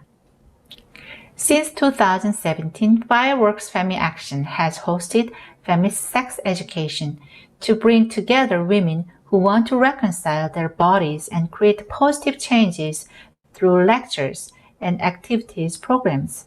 Also, since 2016, we have held 천하제일 armpit hair contest and posted pictures of women holding pickets and showing their armpit hair on SNS with the message that they don't need to shave their armpit hair and love their body as it is.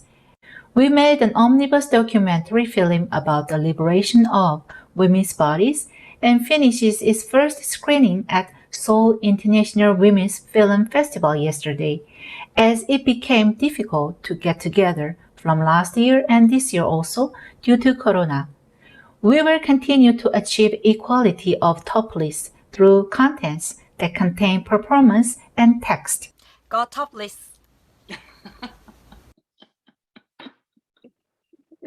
So wonderful. So I'm not sure if it's Leah. Leah, do we have news about the connection with our sisters in Korea? Yes, they are already mic test. Happy, can you speak to us? Okay. You ready? Okay. What about the girls? Can you speak? 네. Ah, great. Perfect. Hi. 안녕하세요. So wonderful to see you. So let me ask you a quick question. What is the law in Korea regarding women's topless right?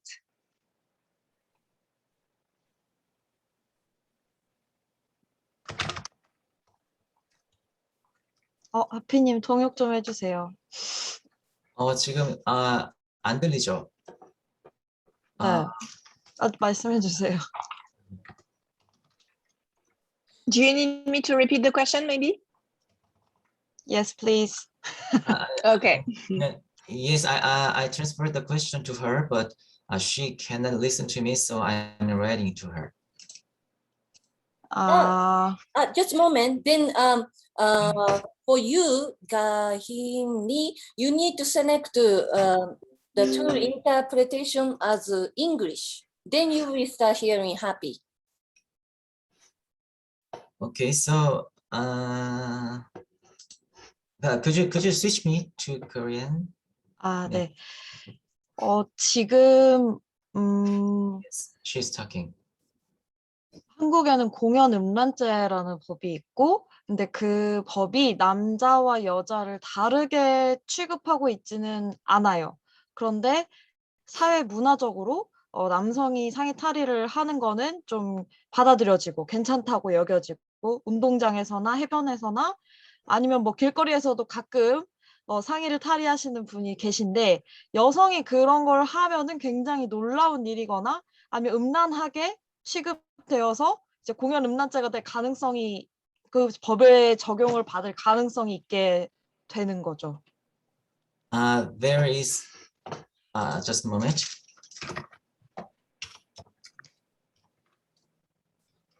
There is some constitute in Korean law, like the lewdness law, but there's no problem for men to take off their tops in beach or some park. There's no problem, but there is a possibility that women can be acted like a lewdness if they take off her tops. Okay. And there's the equal legislation, equal law to everybody, but the reality is different to men and women. I imagine. It's very brave of you to do what you did, extremely brave, more so than the rest of us. What did you do to find the courage amongst yourselves to go topless in Korea?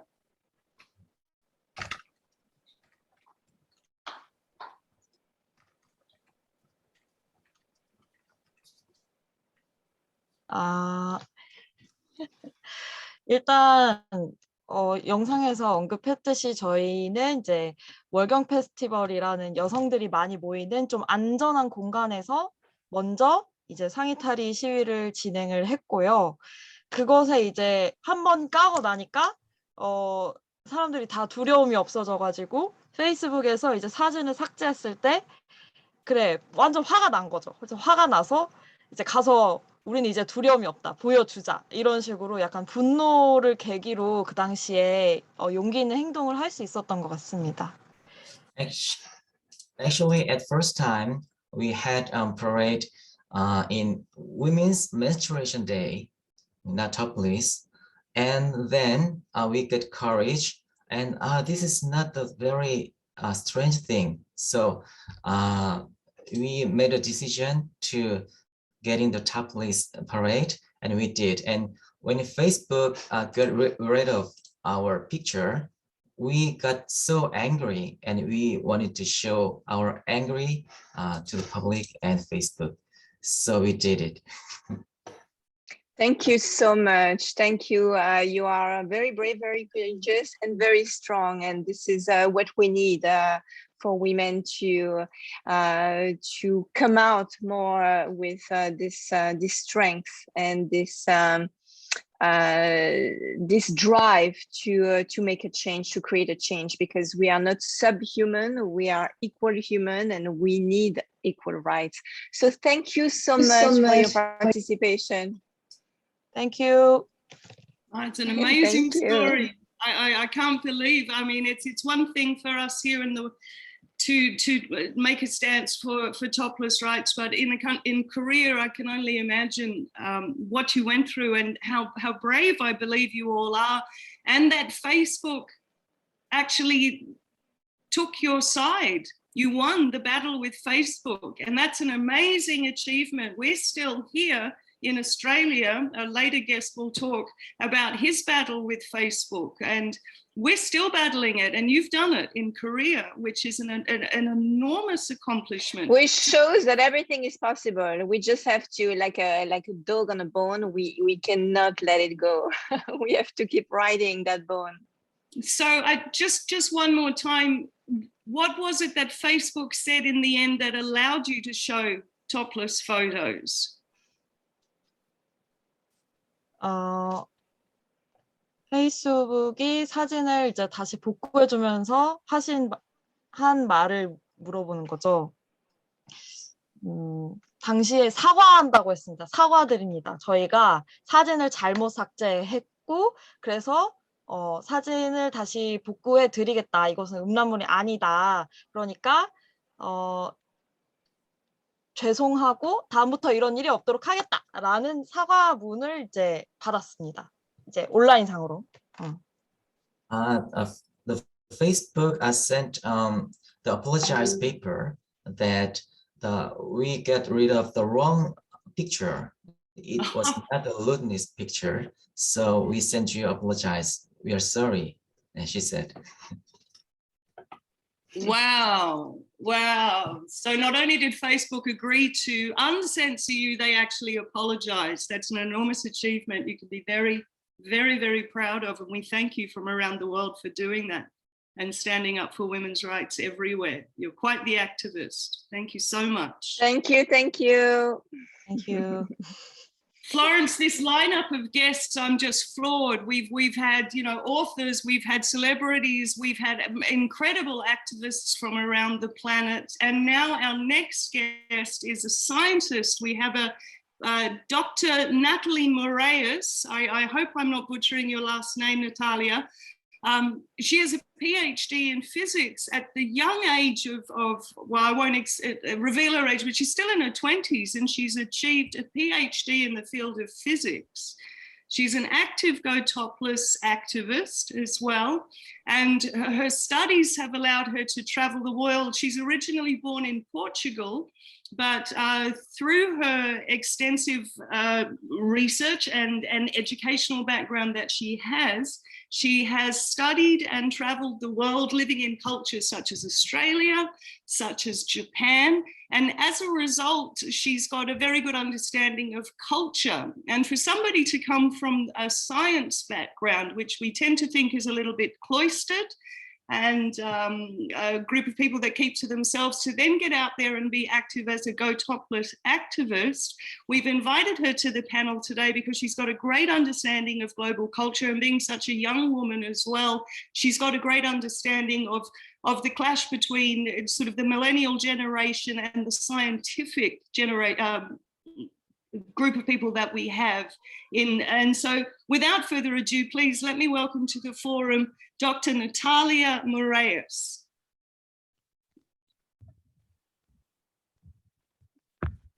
Hello, everyone. Can you hear me? I hope you can.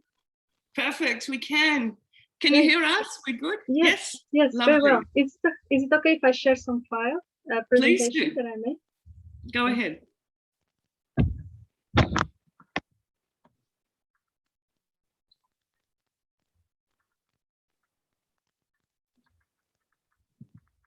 So as Karen introduced me very well, my name is Natalia. I'm still in my 20s indeed. I'm 29 years old, and I'm currently a researcher in physics at the University of Tokyo, and I have a PhD in physics from the University Sorbonne Paris in France. I was born in Portugal, and I come from a quite religious Catholic environment, both in my family, my friends, in my school. Even though I went to public school, religion is still quite relevant in this country. For example, when you finish your bachelor's degree or a master's degree at university, there is a ceremony. I did not do this one, but there is a ceremony that you can go and the priest blesses you for finishing your studies, which is kind of surprising maybe for many people. Myself, I've done 9 years of Catholic Bible school. I used to be a strong believer during my childhood and early teens, but then I started learning science and philosophy, and things just did not make sense to me anymore. So I became an atheist. And so therefore, I began to question the values that were taught to me during my this education, this Catholic education regarding my body and sexuality.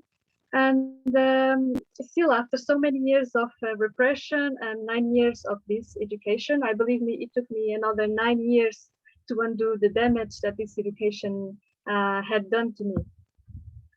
So in Portugal, at most places, there is equality in what concerns the law between men and women. Women can be topless at the beach as well as men. And by law in the street, men cannot remove their shirts. Oh. So that doesn't mean, that's right.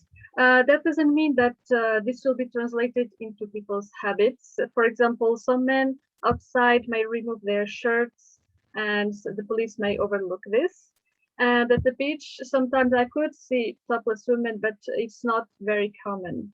So I knew of friends of mine that did it with other friends or even with their families.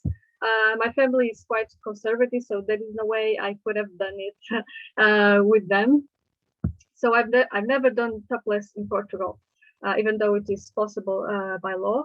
So the issue here in this country is not so much the law, but people's mentality. So in this country, we need to work more on opening people's minds rather than changing the laws. Regarding breastfeeding, it is very common to see women breastfeeding in public, since family in this country is quite important and breastfeeding is seen very much as a natural process. But usually women cover themselves like with a cloth. But if they do it in public, nobody will judge the woman for breastfeeding.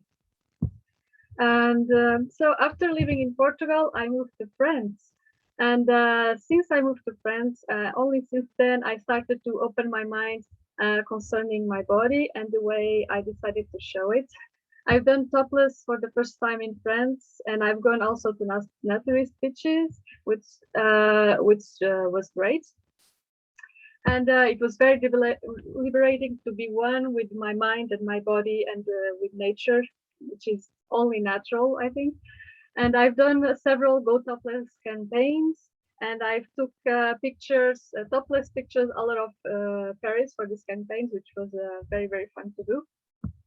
Now, there is something interesting about this country. We tend to think that people's mentalities tend to become more open regarding freedom and openness of mind with time, with what concerns the law. It is the same in Portugal. Women can be topless at the beach and men cannot be topless in the streets. And there are some differences in pools and parks. Women must cover their breasts here. I don't know why there's some difference in these specific places. But generally there is equality in most places in the law. But youth mentality in France has become less open with concerning the body compared with decades ago. For example, I found an article saying that 34% of women in 2009 would remove their bikini tops at the beach, but in 2021, less than 19% of women removed their tops. And I heard from other French people that in the 80s and 90s, it was almost the majority of women that removed their tops at the beach. So we actually see an increase in Puritanism in this country that is not at all associated with religion. But I believe it comes from other new progressive and feminist ideologies, or as they call themselves. I don't think they're neither progressive or feminist, or at least not in the way I define these words. But as we often blame religion for the blockage related to the human body, I think we must be aware that there are other non-religious ideologies that want to restrict people's freedom to what to do with their bodies and what they consider appropriate for them. So I'll come back to this a little bit. So later I lived in Australia, which was a very, very amusing time of my life. I really enjoyed it. The mentality here regarding the human body and the clothing, as far as I experienced, I believe it's similar to the American, but somehow more relaxed. For example, I was going to university in Australia, and my boyfriend, at the time he visited me, and he would come with me, and he would stay at the library working. And one day he asked if it would be okay to take flip-flops in the library, and I said, coming from a European country, I said, it's a university. I don't know if it's good, but he did it anyway. And then he told me that he saw a girl entering the library barefoot. And it was very surprising to me also to see sometimes people in the streets walking barefoot, and especially in places, in the streets that are not so far from the beach. And when I went to university, I would take like shorts, like in this picture here with the finger, and I would take shorts and a top and some cleavage, and everybody thought it was very natural since it was summer. So, but what concerns the law, women are not allowed to be topless at the beach, right? But the reason for it, I think it's more a mentality of protecting the women from being harassed. This is the same mentality as before in around the 70s in American campus and French campus that women had to be protected from being harassed and raped.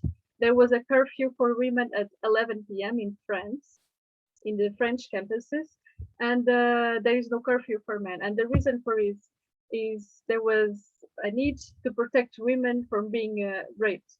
But there was a protest in the both French and American campus, and in French campus, women say, we want to be free to be able to take this risk, to even have the risk of being raped, because there is no freedom without risk.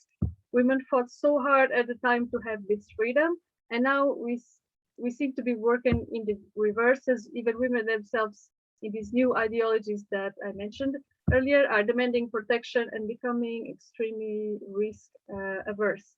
And also people in general are becoming very risk averse, and this can be seen recently, that people are so afraid of getting hurt or dying that they forget to live, and they are losing years of their life they are never going to have back. So back to being topless. It's the same thing. I know that we live in a primitive world, that some men are very open-minded and respectful, but others are very backwards regarding women's bodies and freedom. I know that these men may hurt me, these very backwards men at sometimes, but it is a risk that I want to take. And it's up to me and not by any law to decide to take this risk. It is my decision, and I am aware of the dangers and conscious of them. Still, I am also mindful that people's minds will never change if I don't contribute to normalizing women's bodies, right? I have to change first, be willing to expose myself and even risk being disturbed and harassed, and I am aware of that risk. And it is good to be mindful of the dangers, because only then, when we are mindful of the risks and the dangers, we can really be free. And I will take this risk first for my own freedom, because I enjoy it, and also second, so that I can change society. And then after Australia, I came to Japan, where I am now. And the relationship regarding nudity and women's bodies is a little bit different. For example, public baths and hot springs here are everywhere, and there you need to be completely naked.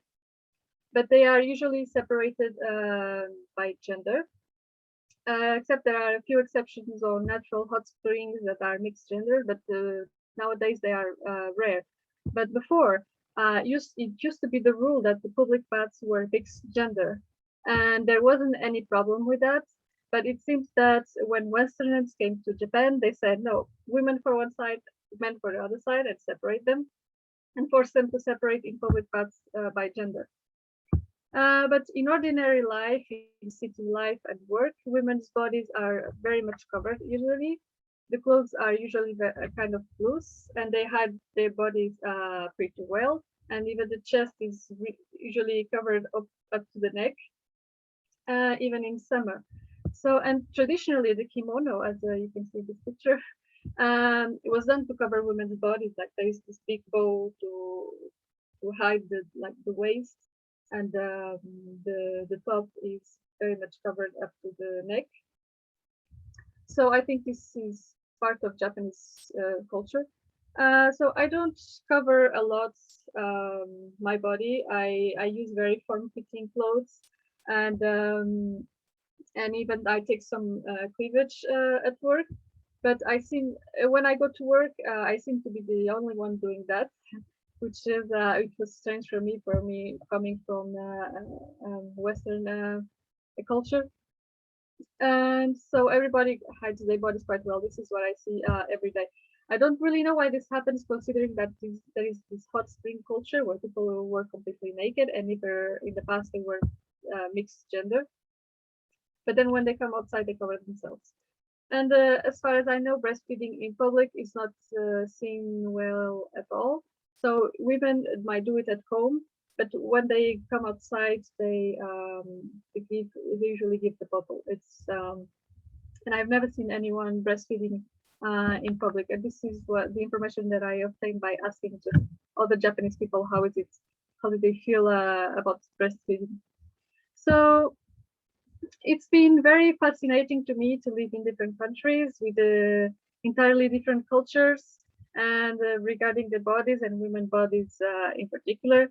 And at the same time, I could appreciate these different cultures and take just a step back, which allowed me to develop myself a healthier relationship with my own body. Thank you very much.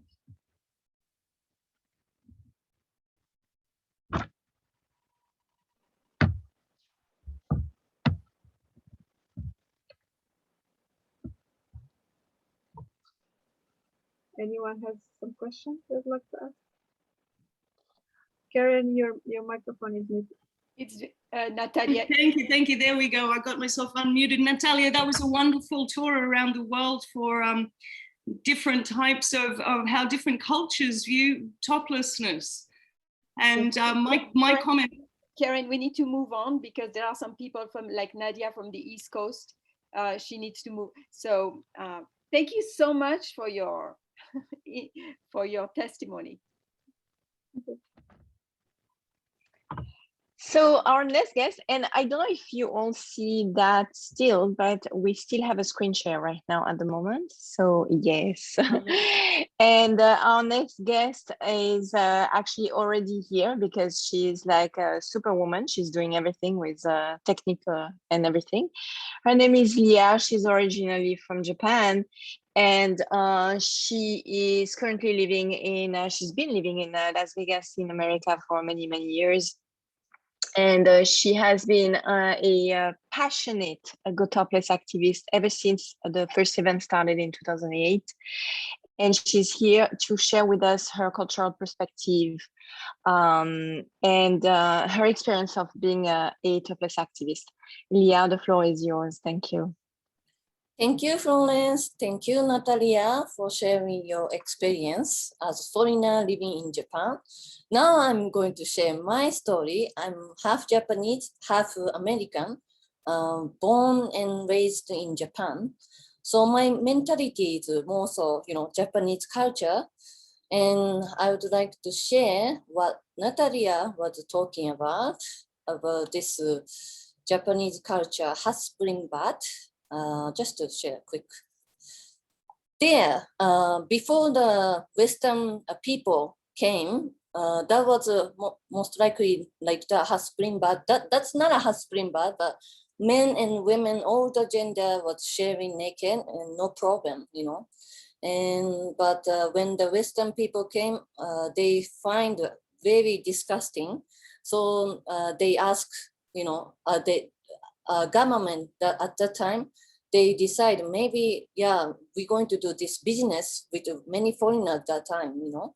So they decide to separate gender, like Natalia said. So this picture I wanted to share. I don't know what kind of drama they had on the left corner with men falling on the floor or something, but I just wanted to share that. That's being said, I just wanted to share the mentality of women in Japan. They are very shy when it comes to sharing the opinion or sharing the nudity or any skin, you know. That's why Natalia may saw how many Japanese women are mostly covering up clothing, fluffy clothing, and you don't really see the curve of their body because they are very, very low self-esteem about them, you know.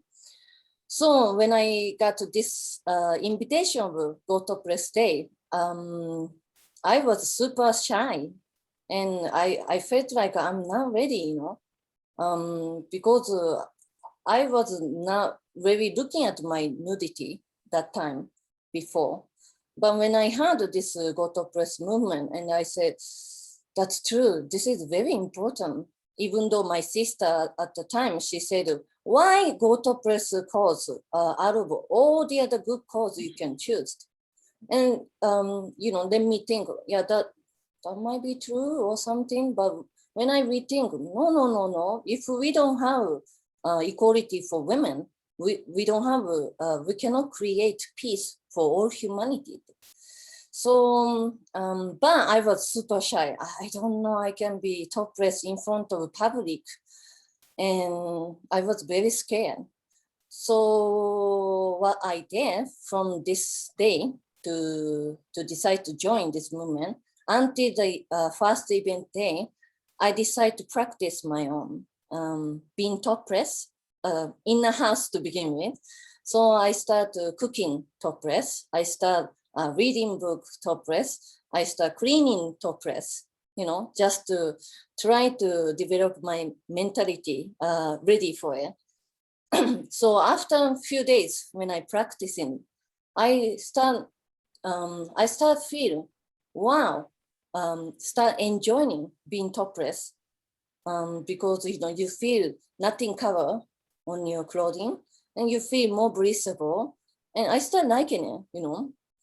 And then so I felt like, I don't know, I'm still ready for it, but the event day came and I became topless with you, Florence, and Nadine was there.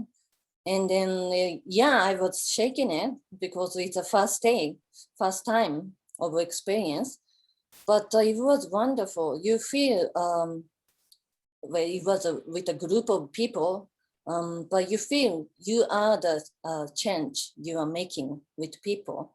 And of course, you see that so many reactions. You had some Christian people was screaming at you and then, you know, go to hell or you going to hell or something. But at the same time, I was shocked how many people are giving support. Yeah, they were clapping hand, and they are the one who is telling to the Christian group, you should shut up. Then they start, you know, talking to them. The women should have this equality too. So yeah, it was a wonderful experience to do that, and I have no regret. And I feel I achieved my self-love too by practicing this, and that's why I'm still here doing this course. So now I'm going to introduce another special guest. She's the Gotopless leader Gotopless activist in New York City from Montreal, Canada. And she lived there, and she's professionally working for nurse. And she is the Radiant female priest. So Nadia, you can take microphone. Thank you so much. Thank you, dearest Leah. Hello, everyone. I'm very pleased to be amongst you all tonight for this summit.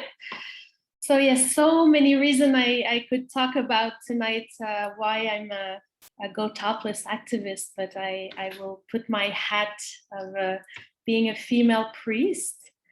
And, you know, I've been fighting for topless rights, especially with Go Topless since its beginning in 2007. And I could really make links from my point of view, and I'm pretty sure for many people's point of view as well, you know, making links with fighting equals rights, topless repression, big fat, you know, very thick link with monotheistic religion. We, you know, all the laws that we are challenging, that we are trying to change, are very influenced by those religions. And we, you know, in the Western culture, as you know, I live in Montreal, Canada, we have a tendency to look overseas or to look elsewhere and see how women's condition are influenced by religion. We can take, for example, as we spoke a bit about earlier, about the Taliban women who are facing so much misogyny, so much violence. You know, we can talk about women having to cover themselves from head to toe, or women cannot, you know, drive a car or not even go doing grocery shopping by themselves, and, you know, even risking their life if they have sex before marriage. So, you know, we can make links very easily with those situations overseas, but I think we don't need to go too far and see those influences from very male-dominated religion in our Western culture as well. You know, we have you know, a society where I think it's very obvious that male leaderships are prioritized. A society, just, you know, very simple example of salaries where a woman and men have the same job but not the same salary, which is a very basic example, but it's still very present in our culture. And, you know, having to fight for the right to abortions, having to fight for the right to vote, which is not too long ago, you know, not even, you know, just about 100 years ago. So that's not too far behind. And about the shame that Scott brilliantly talked about, you know, really influenced by religion. And if we don't go too far, just with Go Topless, you know, all the arrests that we had with Go Topless activists, many of them were based on indecency. And as we said, you know, being naked in front of young people's eyes. And so this is all really influenced by writings from those monotheistic religions who are very male dominated.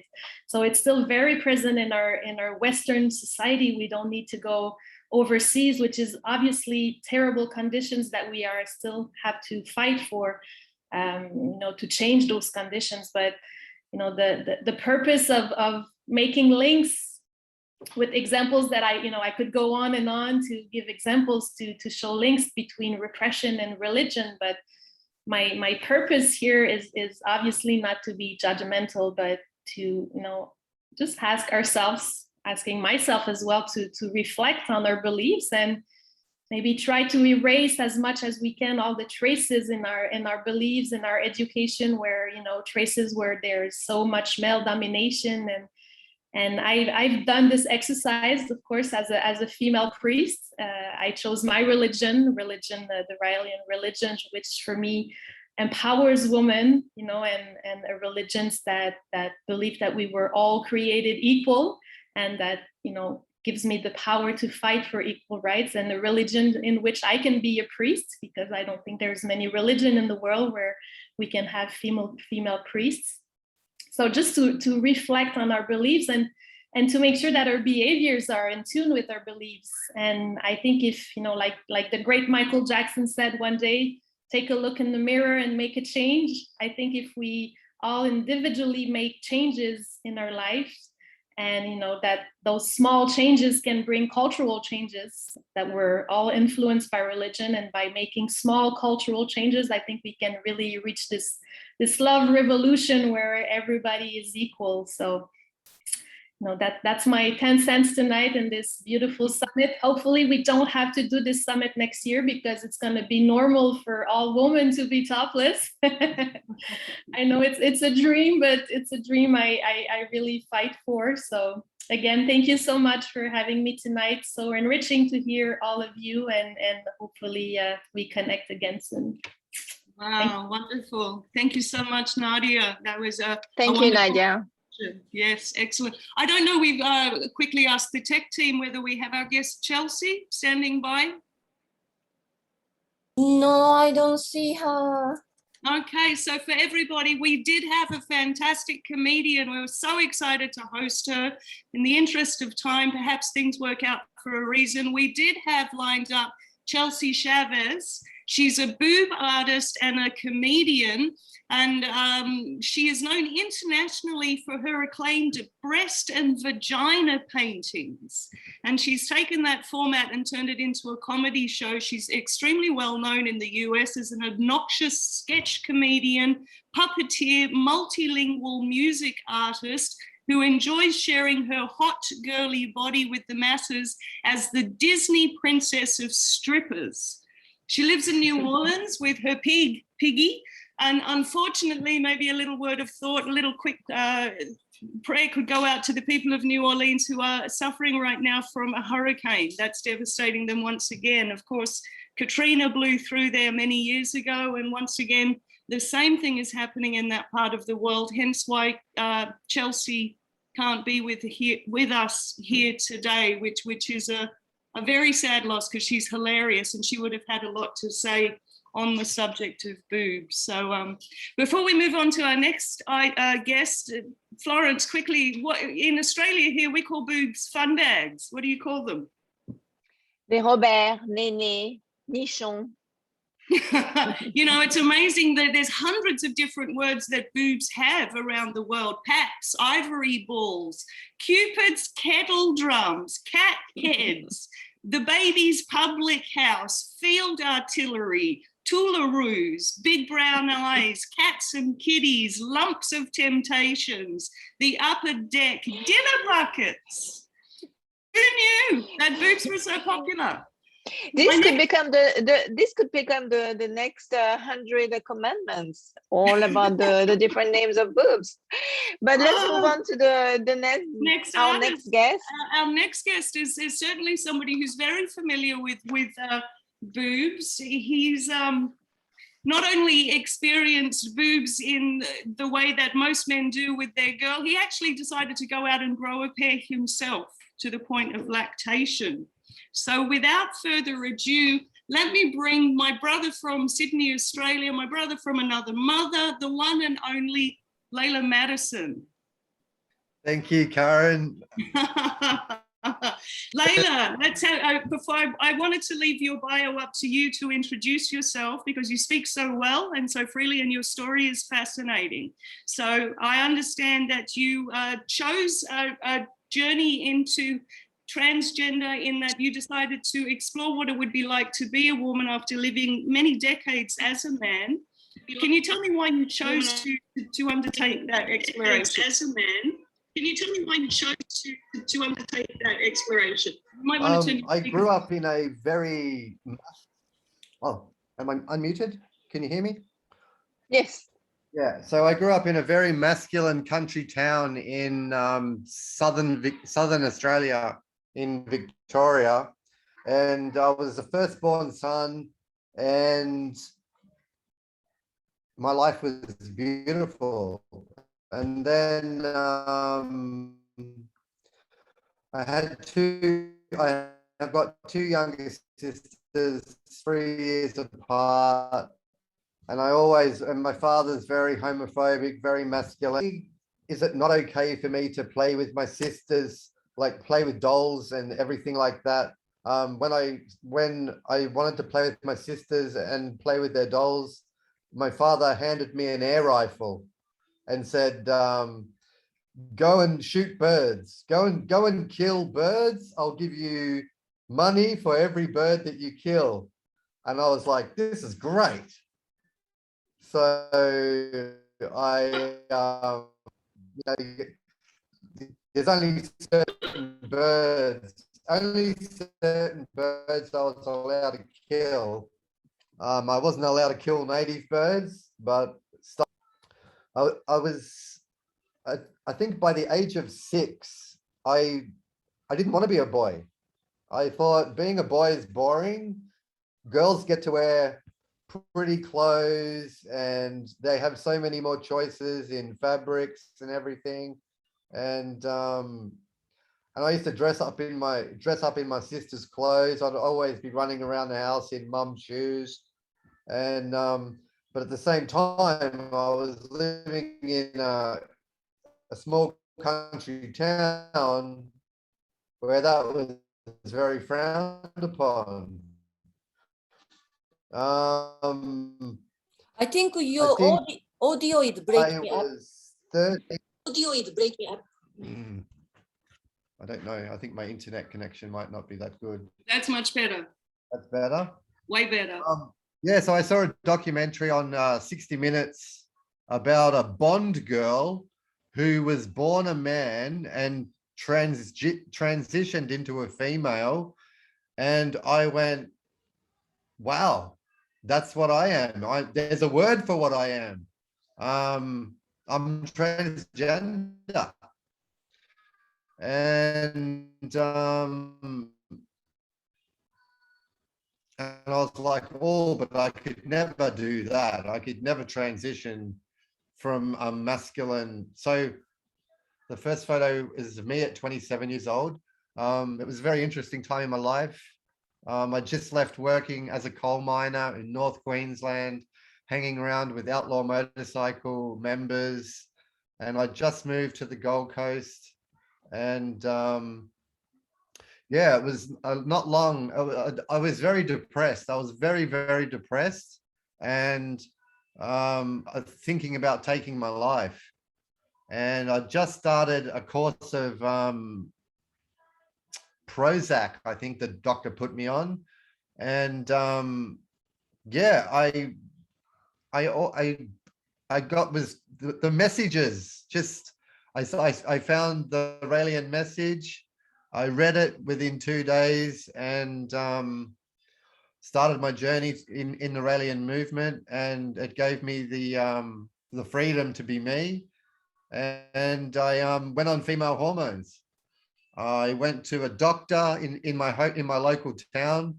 He had no idea how I could go about getting female hormones. I went to an endocrinologist in Melbourne. She goes, oh, they've sent you to the wrong doctor. And so basically I went to another doctor and said, I'm a very angry man and apparently female hormones are going to calm me down. And the doctor just said, oh, okay, no worries.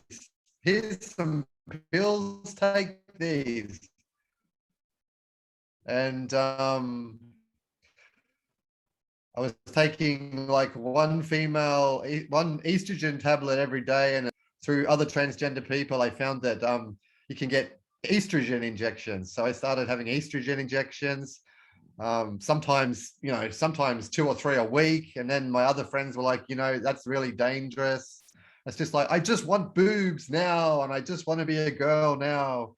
And so I started taking progesterone tablets as well as the estrogen. And yeah, it was probably about 2 years into my journey, I started lactating. And when I went through puberty, I went through a second puberty, boy puberty, and then have my boobs start to bud, like my nipple, like my boobs. They were so sore. And I was living with another Raelian at the time, and she was very protective of my boobs. She said, you need to wear a training bra. You need to protect your boobs. And I was like, what are you talking about? Protect my boobs. And I could just brush up against things and it would be very painful. But at the same time, the sensation, I'd never had the sensation of a sensation in my nipples. And I I could orgasm just by touching my nipples, and I was just like, this is fantastic. I love this. So let's fast forward, Layla, from your experience of actually growing breasts through the use of chemical. Fast forward, Layla, from your experience of actually growing. Yep. I'm sorry, I'm getting a feedback. That's why, of course, chemical use to today, Facebook. You've got a fantastic story where you also gave the nipple to Facebook. Literally, you did. Yeah. So that photo of me with pink body paint at the Mardi Gras, we were doing a Mardi Gras thing for the alien movement, and I posted it on Facebook because I was really proud of like how Mardi Gras went, and it was said you cannot put up pictures of female nipples, and I messaged Facebook and I said, look, I was born a male. Like on my birth certificate, it says male. I changed my name to, from Jason Bell to Layla Madison, and Facebook were like, oh, we're very sorry. We're very sorry, sir. And I was like, sir, I like to be addressed as ma'am. If you're going to address me, ma'am, I'm a ma'am. and so they put it back up, and so then I just had some fun with Facebook, and I thought, I wonder if I put up some and them. So I took a screenshot of some cow boobs with a big udder, and I wrote down, screw you, Facebook, ban these bitches. And the photo was taken down, and they said, oh, you can't post pictures of animal breasts either, because and I just thought, this is just bizarre. It was absolutely. Did you get an apology from Facebook, as the Koreans did? No apology. But you were shadow banned, or you were put in Facebook jail, and then once you proved that you were male by having to show your birth certificate, that was then reversed. Is that right?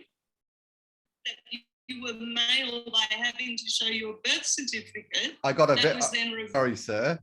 Yeah. You got a sorry, sir. Wow. Yeah, we're very sorry, sir.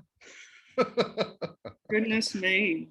Yes, which goes to show we still have a long way to go, a very long way to go, because if even Facebook bans pictures of animal tits, we really have a long way to go to a massive education. So this is incredible. This is absolutely incredible. Thank you so much, Layla, for for sharing all this. Now I don't like, as far as I'm concerned, female, male, it doesn't really matter. Like, there's so many animals on this planet that can change sexes, that are both sexes, and I think they were put here for us to learn from.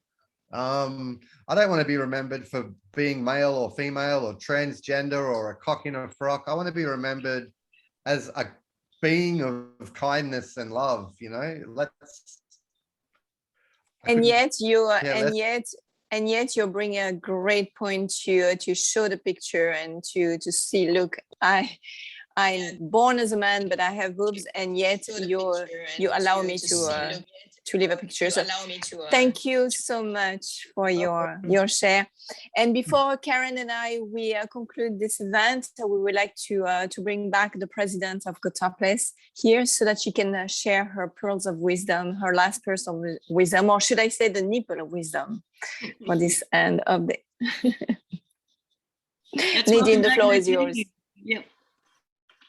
Thank you so much. Oh, this has been a nice 2.5 hours of. So it's been a wonderful 2.5 hours. Thank you so much, everybody, for hanging on to this conversation. I hope that it was really useful for you, for the guys, to hear guys talk. For the girls to hear it from the girls' point of view, Gotopless activists that have walked the walk. And now what do we do? We heard some Katrina speaking about exposure. How does the society become used to this? By exposure. And how do we get exposure? By you going topless. So you're going to tell me, yeah, but I can't go topless because I don't want to get arrested. So there's something that you can do. Maybe you can go to work without a bra. And you're challenging your environment that way. I think there are ways to maybe push the envelope, and little by little we are going to change society. But it's a cultural change. The cultural change takes a long time to happen, but it will happen. Look at our clothes. 100 years ago we were having very long skirts. And now we have short skirts, we have leggings. Imagine leggings. So, society adjusted, there is no problem with this. And it's the same thing with topless rights. And I think that we have to look at the subject of religion. We heard that, what was her name? Nadia spoke about, the narrative of the Rileyyan movement, but what narrative do you have in your mind? What narrative does our society have in its mind to ban equal topless rights? So I think we have to edit our culture to open up our society to equal topless rights. And I really think that it's within our reach. And it's sometimes, and I really think that, things happen with a small minority. It doesn't have to be, the whole majority of Australia or the whole majority of the United States to want to change things. Sometimes things change thanks to a small group. And this little group of 99 people, there was 120 of us when we started. That's what makes the difference.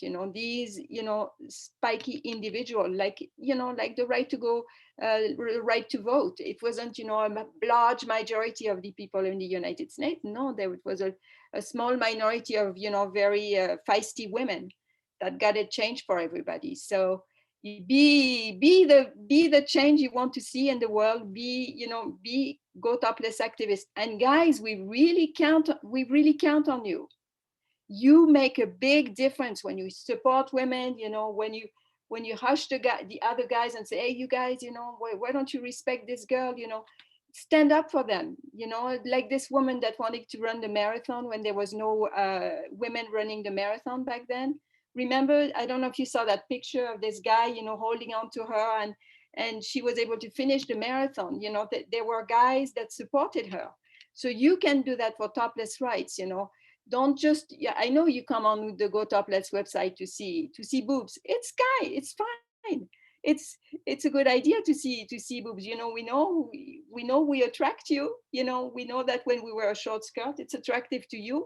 We know that, but it doesn't mean that when somebody said, if my short skirt is not an invitation for rape. So enjoy and respect. So that will be my last word. Thank you so much. Thank you so much, everyone that has been participating in this. Thank you, Karen, and thank you, Florence, for this beautiful co-hosting, all the translation team back there, all the tech team. So we are going to meet each other once again next year for Go Topless Day, which I think is around the 22nd of August next year. I will have to check. But every day is Go Topless Day. Every day is Go Topless Day. Go for it. Go for it. That changed the world. Wonderful. Lovely, wonderful, Nadine. Thank you, Florence. Thank you to all of our fantastic guests. Thank you to our tech team, our translation team. Remember what Nadine said, go topless, support each other, and just say no. We're going to leave you now with a little boob song. To celebrate boobs, a couple of women wrote a beautiful song, as that's the way we're going to dance our way out of this forum for this evening. But we invite you to come to www.gotopless.org anytime and see what we're up to.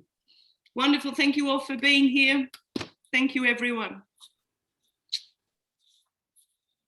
1, 2, 3, 4. Boob song, boob song. This is a boob song, boob